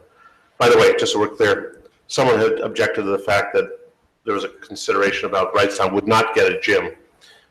Not getting a gym actually is possible for Wrightstown, even in reconstruction, because of the number of students there, and there's enough periods free to use the gym as the multi-purpose room for cafeteria. If the building were significantly larger than what we had talked about adding back on, there would be enough class sections that you wouldn't have free time to have the gym used as a facility like that. That's why Holland was able to survive so long with a multi-purpose room. I guess if you ask me right now, again, Rob Cox, as I said, we have the back out mechanism. I'd put it forward, I guess I'd put it forward and say, what would happen if we did close Rolling Hills and could we pressure test it? That's what I asked for the other week. So I asked for the other day, and that's what I was interrogating Rob about. So could we put it forward tonight and go say, look, Rolling Hills to close, Wrightstown with the addition, and where are we with the addition of additional classrooms and to Hillcrest or to? I just, as we talked about how a motion could be crafted, you want to answer that? Because I don't think you have to get specific outside of calling for a hearing. Right, I want to just reiterate again, Mr. Grupp, that any motion that the board makes tonight is not about closing any school. It's Right. simply to give the administration direction to present it, to schedule a hearing, and to present it with a plan at that hearing. And then even at that hearing, there will not be a vote. The board will simply be listening and discussing. And then there's a 3-month period during which the board will wait. If there is, if the board wants to direct the administration to present it with a plan to close an elementary school, then the motion, the board can disabuse me of this if there are 5 votes, 5 board members who strongly want this. I don't know that you need to get into additions and things like that. I think the idea would be to direct the administration to present a plan on July 20th for the closure of School X. I guess it sounds like maybe there are 5 votes for the administration to present that plan with respect to Rolling Hills. And then that's how it would work. So the motion would be framed in that way. The reason I asked the question was that whole Richboro Elementary going to, what schools that goes, that matters to me. The other thing that matters to me is hearing people from Rolling Hills say, well, we would like to walk. And while it is 4,500 feet, if we added those to Hillcrest, it's not beyond the realm of walking. I don't know what the state limit is for elementary school, but it's not beyond the realm of walking.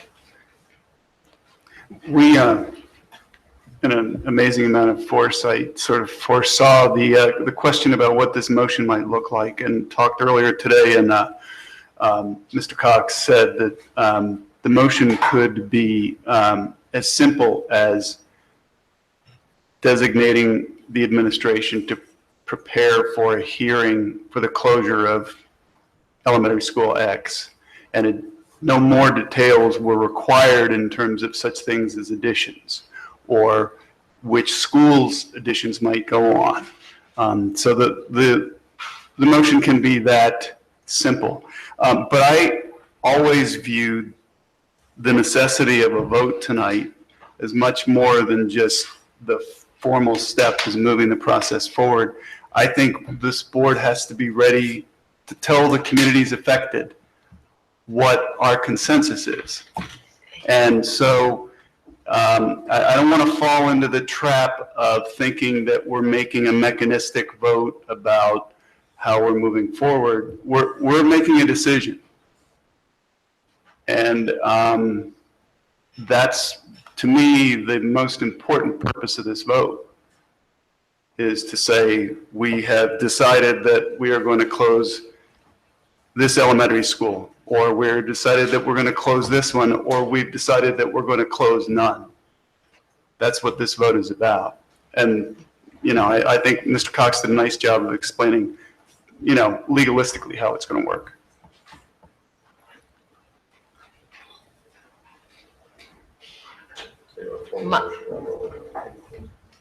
The only thing that I would add to that is it's not saying we're going to, we're providing some direction, and I heard a lot of conversation about what we're going to do at Wrightstown too. But guys, Mark hung up. Yeah, It seemed like we had consensus on one topic. People turned, I'm sorry, I was one of the ones who said in the beginning, but I thought the way this went was completely differently. I am not good with this process right now. I'm sorry. I mean, Jerry, you're certainly entitled to change your mind, but it sounded like status quo. We took a break, we came back and said, we're just going to talk about this. Mark stepped out of a business meeting for 2 hours to try to make sure he was a part of any vote. He hangs up. I mean, people turn off their sets. They're like, oh, they decided. I have very uneasy feelings about crafting a motion at this point tonight. Dr. Fraser and I had the same conversation a moment ago. We have misgivings about proceeding to a vote. I don't know, and Dr. Fraser, I'm sure that you do, what 1 month delay is. I'm good if we want to put that this board wants to have another conversation in July. I already think I expressed my concerns for drawing out community and having the field, but if we can't come to consensus and we want to have that conversation at the July scheduled meeting, or we want to call a meeting with enough notice, although doing it midsummer, I think it's going to be hard if we just don't stick to our meeting date. I don't know what that does to everything. It didn't sound to me like that 1 month would be a terrible, no offense, Jerry, but if I had been watching this and I was a member, I don't know how people in the audience feel, and I was a member of Rolling Hills, at the point at which there were 5, I'm turning it off and either going to sleep, that's me, or talking to my kids or doing something with my life. So I don't know. I'm sorry. I don't want to throw a wrench in it. We can schedule another Wait, committee can I meeting just to say- continue this discussion. We can't change things. No. Can I- I do not want to wind up in the safety net that is status quo as a safety net. Well, I think it's more conversation maybe this board needs to have. I don't know, but. Maybe. I'll just say that I'm not sure why we have to, in 5 minutes, determine every detail of what status quo means. People who said they supported status quo was saying that there was no comfort level to close Rolling Hills in those choices. So now we have another master capital planning meeting to discuss what that means perhaps. It is, to me, unreasonable to think that we have to be aligned on every detail of that, because we could get more feedback from community to help, and we can have more deliberation. We have not actually deliberated about it until tonight. Can The other- you not, you did, I apologize. You just summarized the conversation and said what people felt. So you don't, Okay, well, that's not a correct summary. But there's no feeling for closing. There is actually, there is, Okay. but I'm trying to weigh it out. So don't put words. Okay, I think we actually have some consensus that we're going to continue the discussion. We don't need a motion to make that decision right now. I'm hearing from the people around the table that we're going to continue the discussion, and we are not going to vote tonight in any fashion. Does anyone disagree? Okay, I think it was a worthwhile discussion. Well, I think the only question is, do we want to do it at a board meeting, or do we want to schedule another committee meeting? So that way the public will have some understanding of what we're doing. Yeah, I think we need to decide that as quickly as possible over the next couple of days and let the community know, right? Or do you want to try to do it right now? I don't know what's the next board meeting agenda look like. That certainly doesn't create an extra meeting for us, but scheduling, and don't know what schedules look like, but would the board rather do it at the next meeting, or? I don't think members of the community who are here for these reasons need to sit through all of this. I think we need to have a night of its own. Yeah, okay. So In my we'll opinion. do another committee meeting, yeah. You know what, the board, without a lot of foreshadowing, will have to have another meeting within the next 30 days anyhow. So we can't consider it at that point, just because other It just has to be events. planned ahead of time in It does, advance. it does, but So I will work if everybody's good with it, then we'll work to get another date that works for hopefully everybody. Yeah, All right. I think that's going to be the struggle. We'll schedule a meeting of the Master Capital Planning Committee as soon as possible, and we'll let you all know as soon as possible and give you as much lead time as possible. Thank you for your patience. We will have another public comment session, as we always do at the conclusion of this meeting. Let me see where we are on the agenda. I think We're all done. we have new business, old business, board comment. We have new business, old business, public comment, and then board comment. Okay? Old business comes first, right? Doesn't matter to me. I am looking at, Whatever you yes, want. old business comes first. So we're moving on to board items, old business. An item of old business. Do you So- have old business? So we had extended a warm invitation to our district attorney and the head of Bucks County Drug and Alcohol to attend this particular meeting. And my understanding is that it's been rescheduled to October. And I just want to say something that I'd heard recently, and I can't remember from who. So we talk about the opioid crisis, and I haven't verified these numbers myself, but I've been told that the county is saying that in the year 2016, more people in Bucks County died from opioid overdoses than in that single year than died in the entirety of, from Bucks County, in the entirety of the Vietnam conflict. So folks from Bucks County who served in the military and died in Vietnam for the entire length of that conflict, we lost more in 2016. So it's really a crisis. It's really urgent that we make these connections with the county. So I'm disappointed that when we had the motion at the February meeting, and now it's going to be October. I mean, I think they would be willing to come multiple times to make the connections. I know there are many people in this district that have an intense interest in this matter, including the teaching staff. So we really need to do that as a board. And the superintendent can do whatever he's going to do, but I'm saying as a board, we need to make those connections, and we need to make it a priority. So that's my point about old business. Thank you. Thank you, Dr. Foster. Let me speak to that piece just real quickly. I'm just speaking as a board member. Oh, sure. So you can say whatever you want and. No, I just want to explain why it was backed up. Once our final calendar was set for the school year and we realized that we would be out of school on June 13th and the board meeting wouldn't be until June 15th, of course, not anticipating that we would be having this particular discussion here on this evening.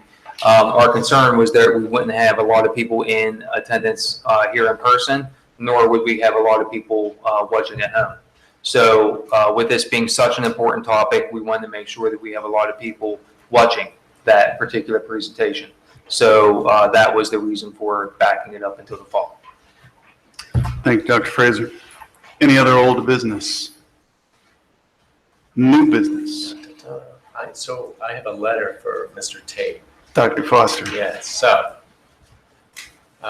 it's a letter of resignation, and so what it says is, Dear Mr. Tate, I'm resigning as the school director with my resignation becoming effective immediately upon its acceptance by the board, and then I've signed my name to it.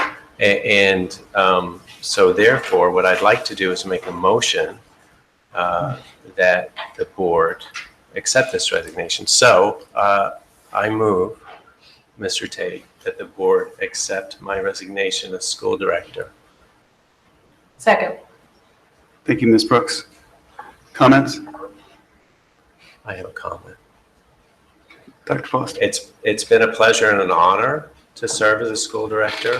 I just have to say, it's a huge opportunity to serve, and that there are many things that you learn in public service.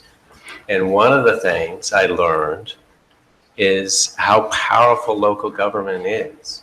I remember many times hearing from folks like Justice Scalia talk about how the power really resides in the states, that state law has incredible reach. And you see that and you don't think about it. We normally think about all of these, missiles and planes and fantastic powers of the federal government, but we forget that it's local government that tells you how many exits you need and how many outlets you need, and that you need vents, on the outside walls, not the inside walls, and you need GFI sockets near water, and school boards tell you whether you wear uniforms or not, and what textbooks your children will or will not read, what time of day the school will start, and whether, teenagers start early or late. I mean, the powers go on, and I had heard it, but I really didn't understand it. And any analogy to a school board is imperfect. So sometimes people compare it to a corporate board, but a corporate board can't compel your participation. You can buy a stock or choose to work there, but when you move into a school district, you're gonna pay the taxes, and if you pay them a day late, you're gonna be fine. There's gonna be no exceptions. Your child may be thrown out of school for a weapons violation, and that's that. It's up to the school board. So it's an awesome responsibility. It's way, way, way bigger than I thought it was.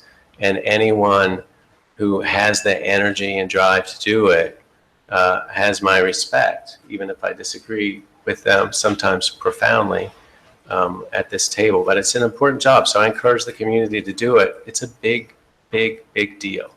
So thanks for the times, and I hope you'll accept my resignation because I'm moving out of the district. Any additional comment? Good luck. Thanks. Best of luck to you and your family. All right. Could we have a roll call vote, please, Ms. Heffley?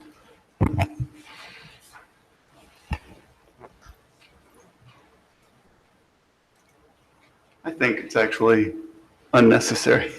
I think we would all,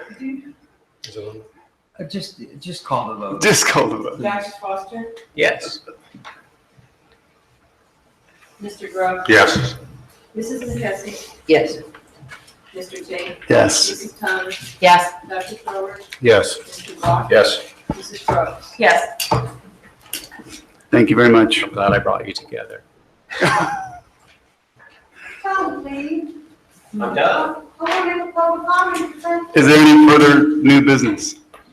All right, we're moving on to public comment. I will not repeat the preamble. 3-minute limit. Please. Bill, you can take this. Nancy Carroll, Newtown Borough. I want to thank Bill Foster for his service. He has a lot of things to his credit that Council Rock wouldn't have. Eliminating the tax, he pushed and pushed and pushed until finally it did.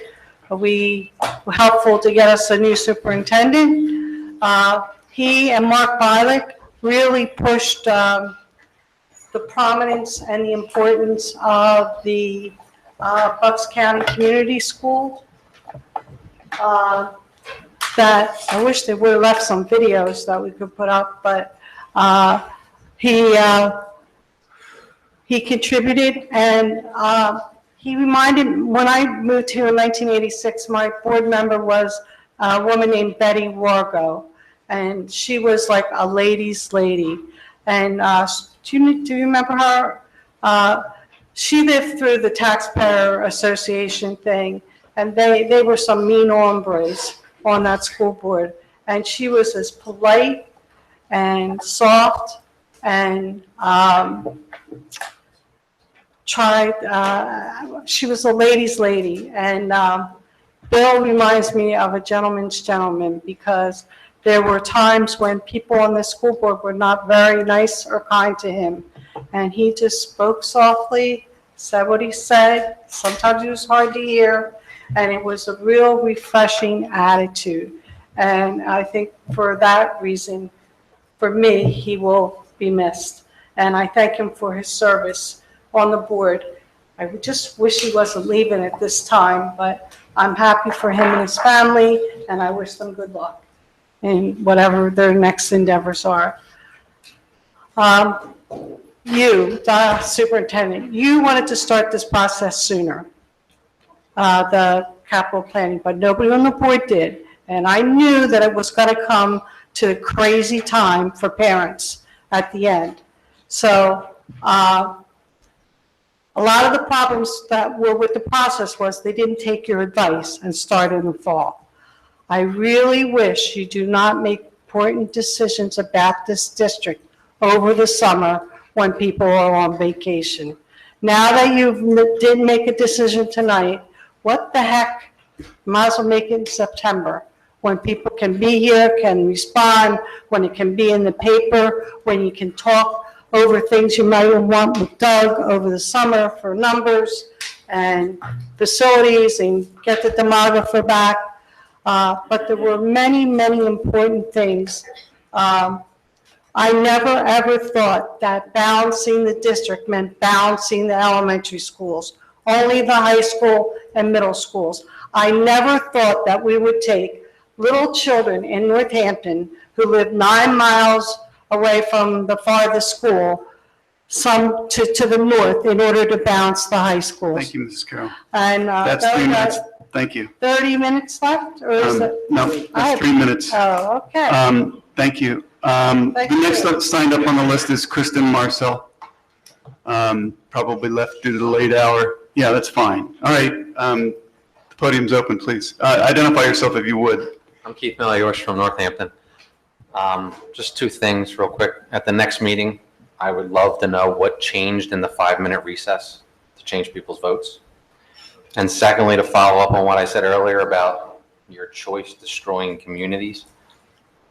What I saw and found out tonight, for those of you voting to close Rolling Hills, you're voting for increasing our taxes, closing our school, because you don't want to put any money into the school, and then spending $15 million to turn it into a storage facility.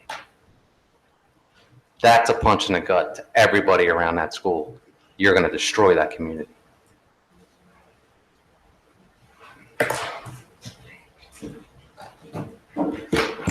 Jenny Schottmiller, Newtown Borough.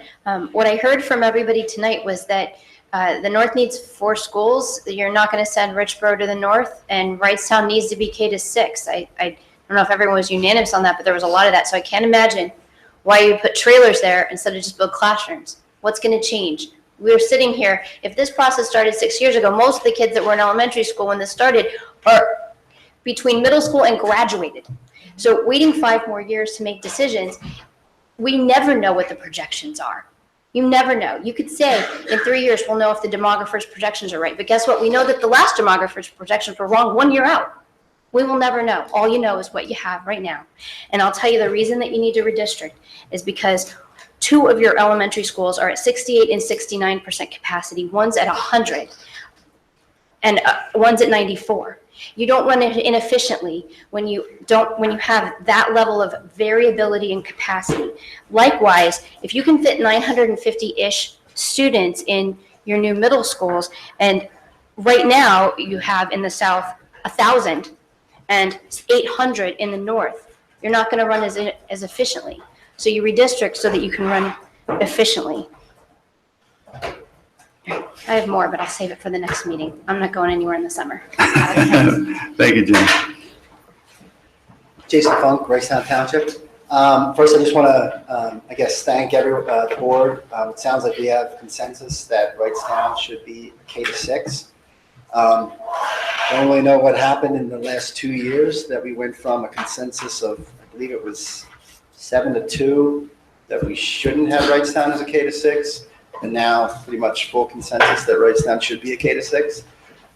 Again, it would have been nice if that consensus was made a lot sooner. It would have helped our community. And then just kind of to add to that, if we are going to make Wrightstown a K-6, again, going back to a lot of the reasons that the board and Mike, I do understand you guys weren't. That's why I said there were 2 new board members. But if we're going to make Wrightstown a K-6, then we need to build onto Wrightstown. Placing trailers on there goes against everything on this board at the time stated about having trailers. And that was, once again, that they were unsafe. That was the main reason. If you put trailers onto Wrightstown, once again, what you're telling me and my community is that, for 5 years, it doesn't necessarily matter if those children are safe. At least that's the way it sounds to me. Because if you came to that conclusion then that trailers weren't safe, why are they safe now? So again, if we are going to make Wrightstown a K-6 school and keep those schools open, I just implore you and ask once again, please construct on the Wrightstown. Thank you.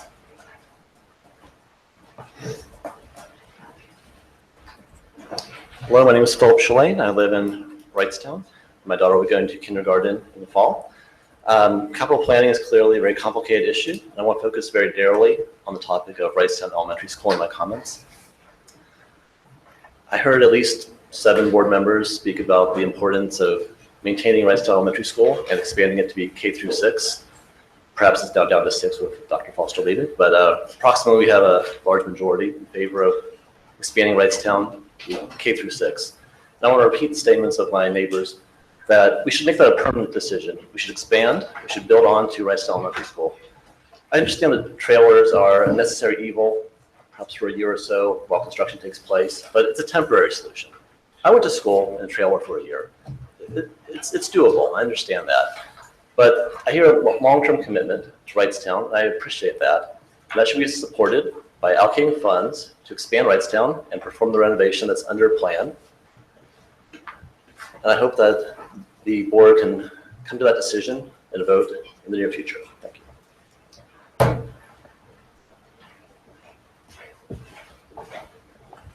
I'm Kim Williams, Rolling Hills Elementary, Holland mother.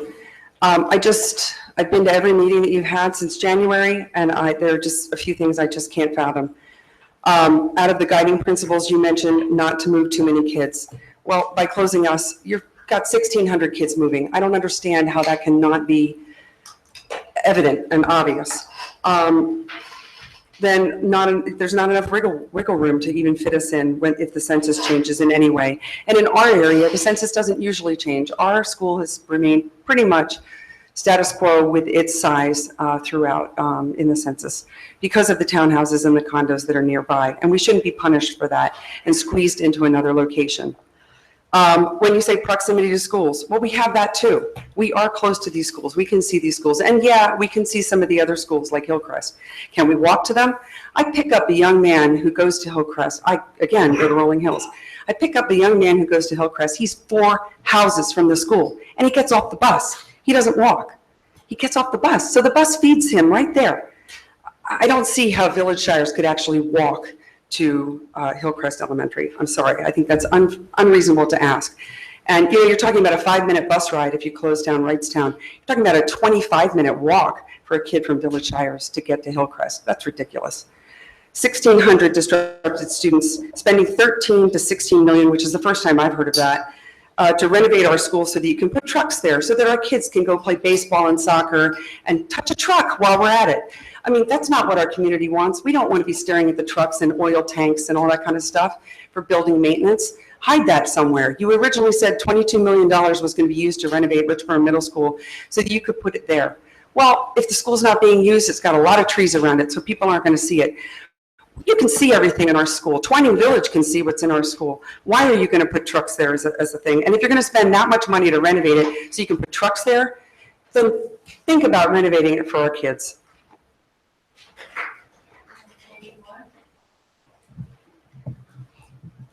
Stephanie Berry at Terrace, Wrightstown, and Newtown. I think that this might be the end of my participation in this 4-year process. I thank you all for all the willingness to have the dialogue, to listen, and to really debate with us. My daughter graduated high school, and my youngest is now going to middle school. So I think it's time for me to leave this issue behind. But I did want to say that my biggest hope for you all, and maybe in particular for Dr. Frazier and for Ms. Elliott, is that somehow you all can move on to thinking about how to innovate in academics, how to implement some of the programs that your wealth of experience over the years as educators brings to you. Because it is to me disappointing that Dr. Frazier in particular has had so much time this year spent on this because there is an opportunity cost. There are things that don't happen. And I have had the great benefit of spending a lot of time with Kate over the past few years in school. And so I see the programs, I see what's working well, I see teachers that have great ideas. You guys need to be using that, and I know you are. I'm not saying that you're not, but I really hope that this process is now for you all in the rearview mirror so that Dr. Frazier, Dr. Elliott, and the rest of the administration can do the great things for our kids that they're capable of. We are a strong school district. The academics are excellent. How do they stay excellent? By innovation, changing, and pushing. So that's my wish for you on this very late evening tonight. Thank you, Stephanie. Gina Yarnell from Rolling Hills. I want to thank you all for your time. I'm sure you've spent endless hours on this. And the one thing that I wanted to say is that I feel like in some ways, and I hope this isn't a slap in the face, that the process didn't wind up where it should have been, and it did kind of fail toward the end because I think the cards all changed at the end. We've been going through this process for a long time, and of course it would have made sense and it would have been fair and would have been a lot easier to come to some type of consensus or an answer if so many things didn't change at the last minute. So I think that was a fail. But I also wanted to say that you had some concerns about keeping us open for a few more years under the status quo. Well, for 46 years, nobody's really cared that much to do much to Rolling Hills. So I don't know why a few more years is really going to matter that much. We've already been ignored for 46 years with the bare minimum done to our school. So please don't make a wrong decision based on that. You know, of course, we want the buckets out of the hallway because that is a safety issue, but no matter what, you have to put a new roof on that school. And to hear that you would consider spending $15 million for a garage, I mean, just put more salt on the wound. I mean, that just is, that's almost worse than the scenario over at Richboro Middle School. And I just wanted to thank Dr. Foster too, and I feel like, you know, he spent a lot of time just as you all have, and I think his vote should somehow count. He did give a vote tonight, and I think somehow that should be grandfathered in or figured in, because it's kind of not fair that he spent all of his time and he came up to tonight thinking his vote would count, and for it to count as nothing. So thank you, guys. Thank you, Ms. Jono. Anyone else? If not, we're on the board comment. Mr. Grubb. And I'll look to, I guess I'll ask Mr. Cox, I'm sure he's prepared to talk about calendar requirements of law to replace a departed, resigned school board director. Yes, the board has 30 days. That was good, thanks. So I guess. Which requires a special meeting, because the board's next regularly scheduled meeting is July 20th, which falls outside that 30-day window. Thanks. So, Mr. Tate, I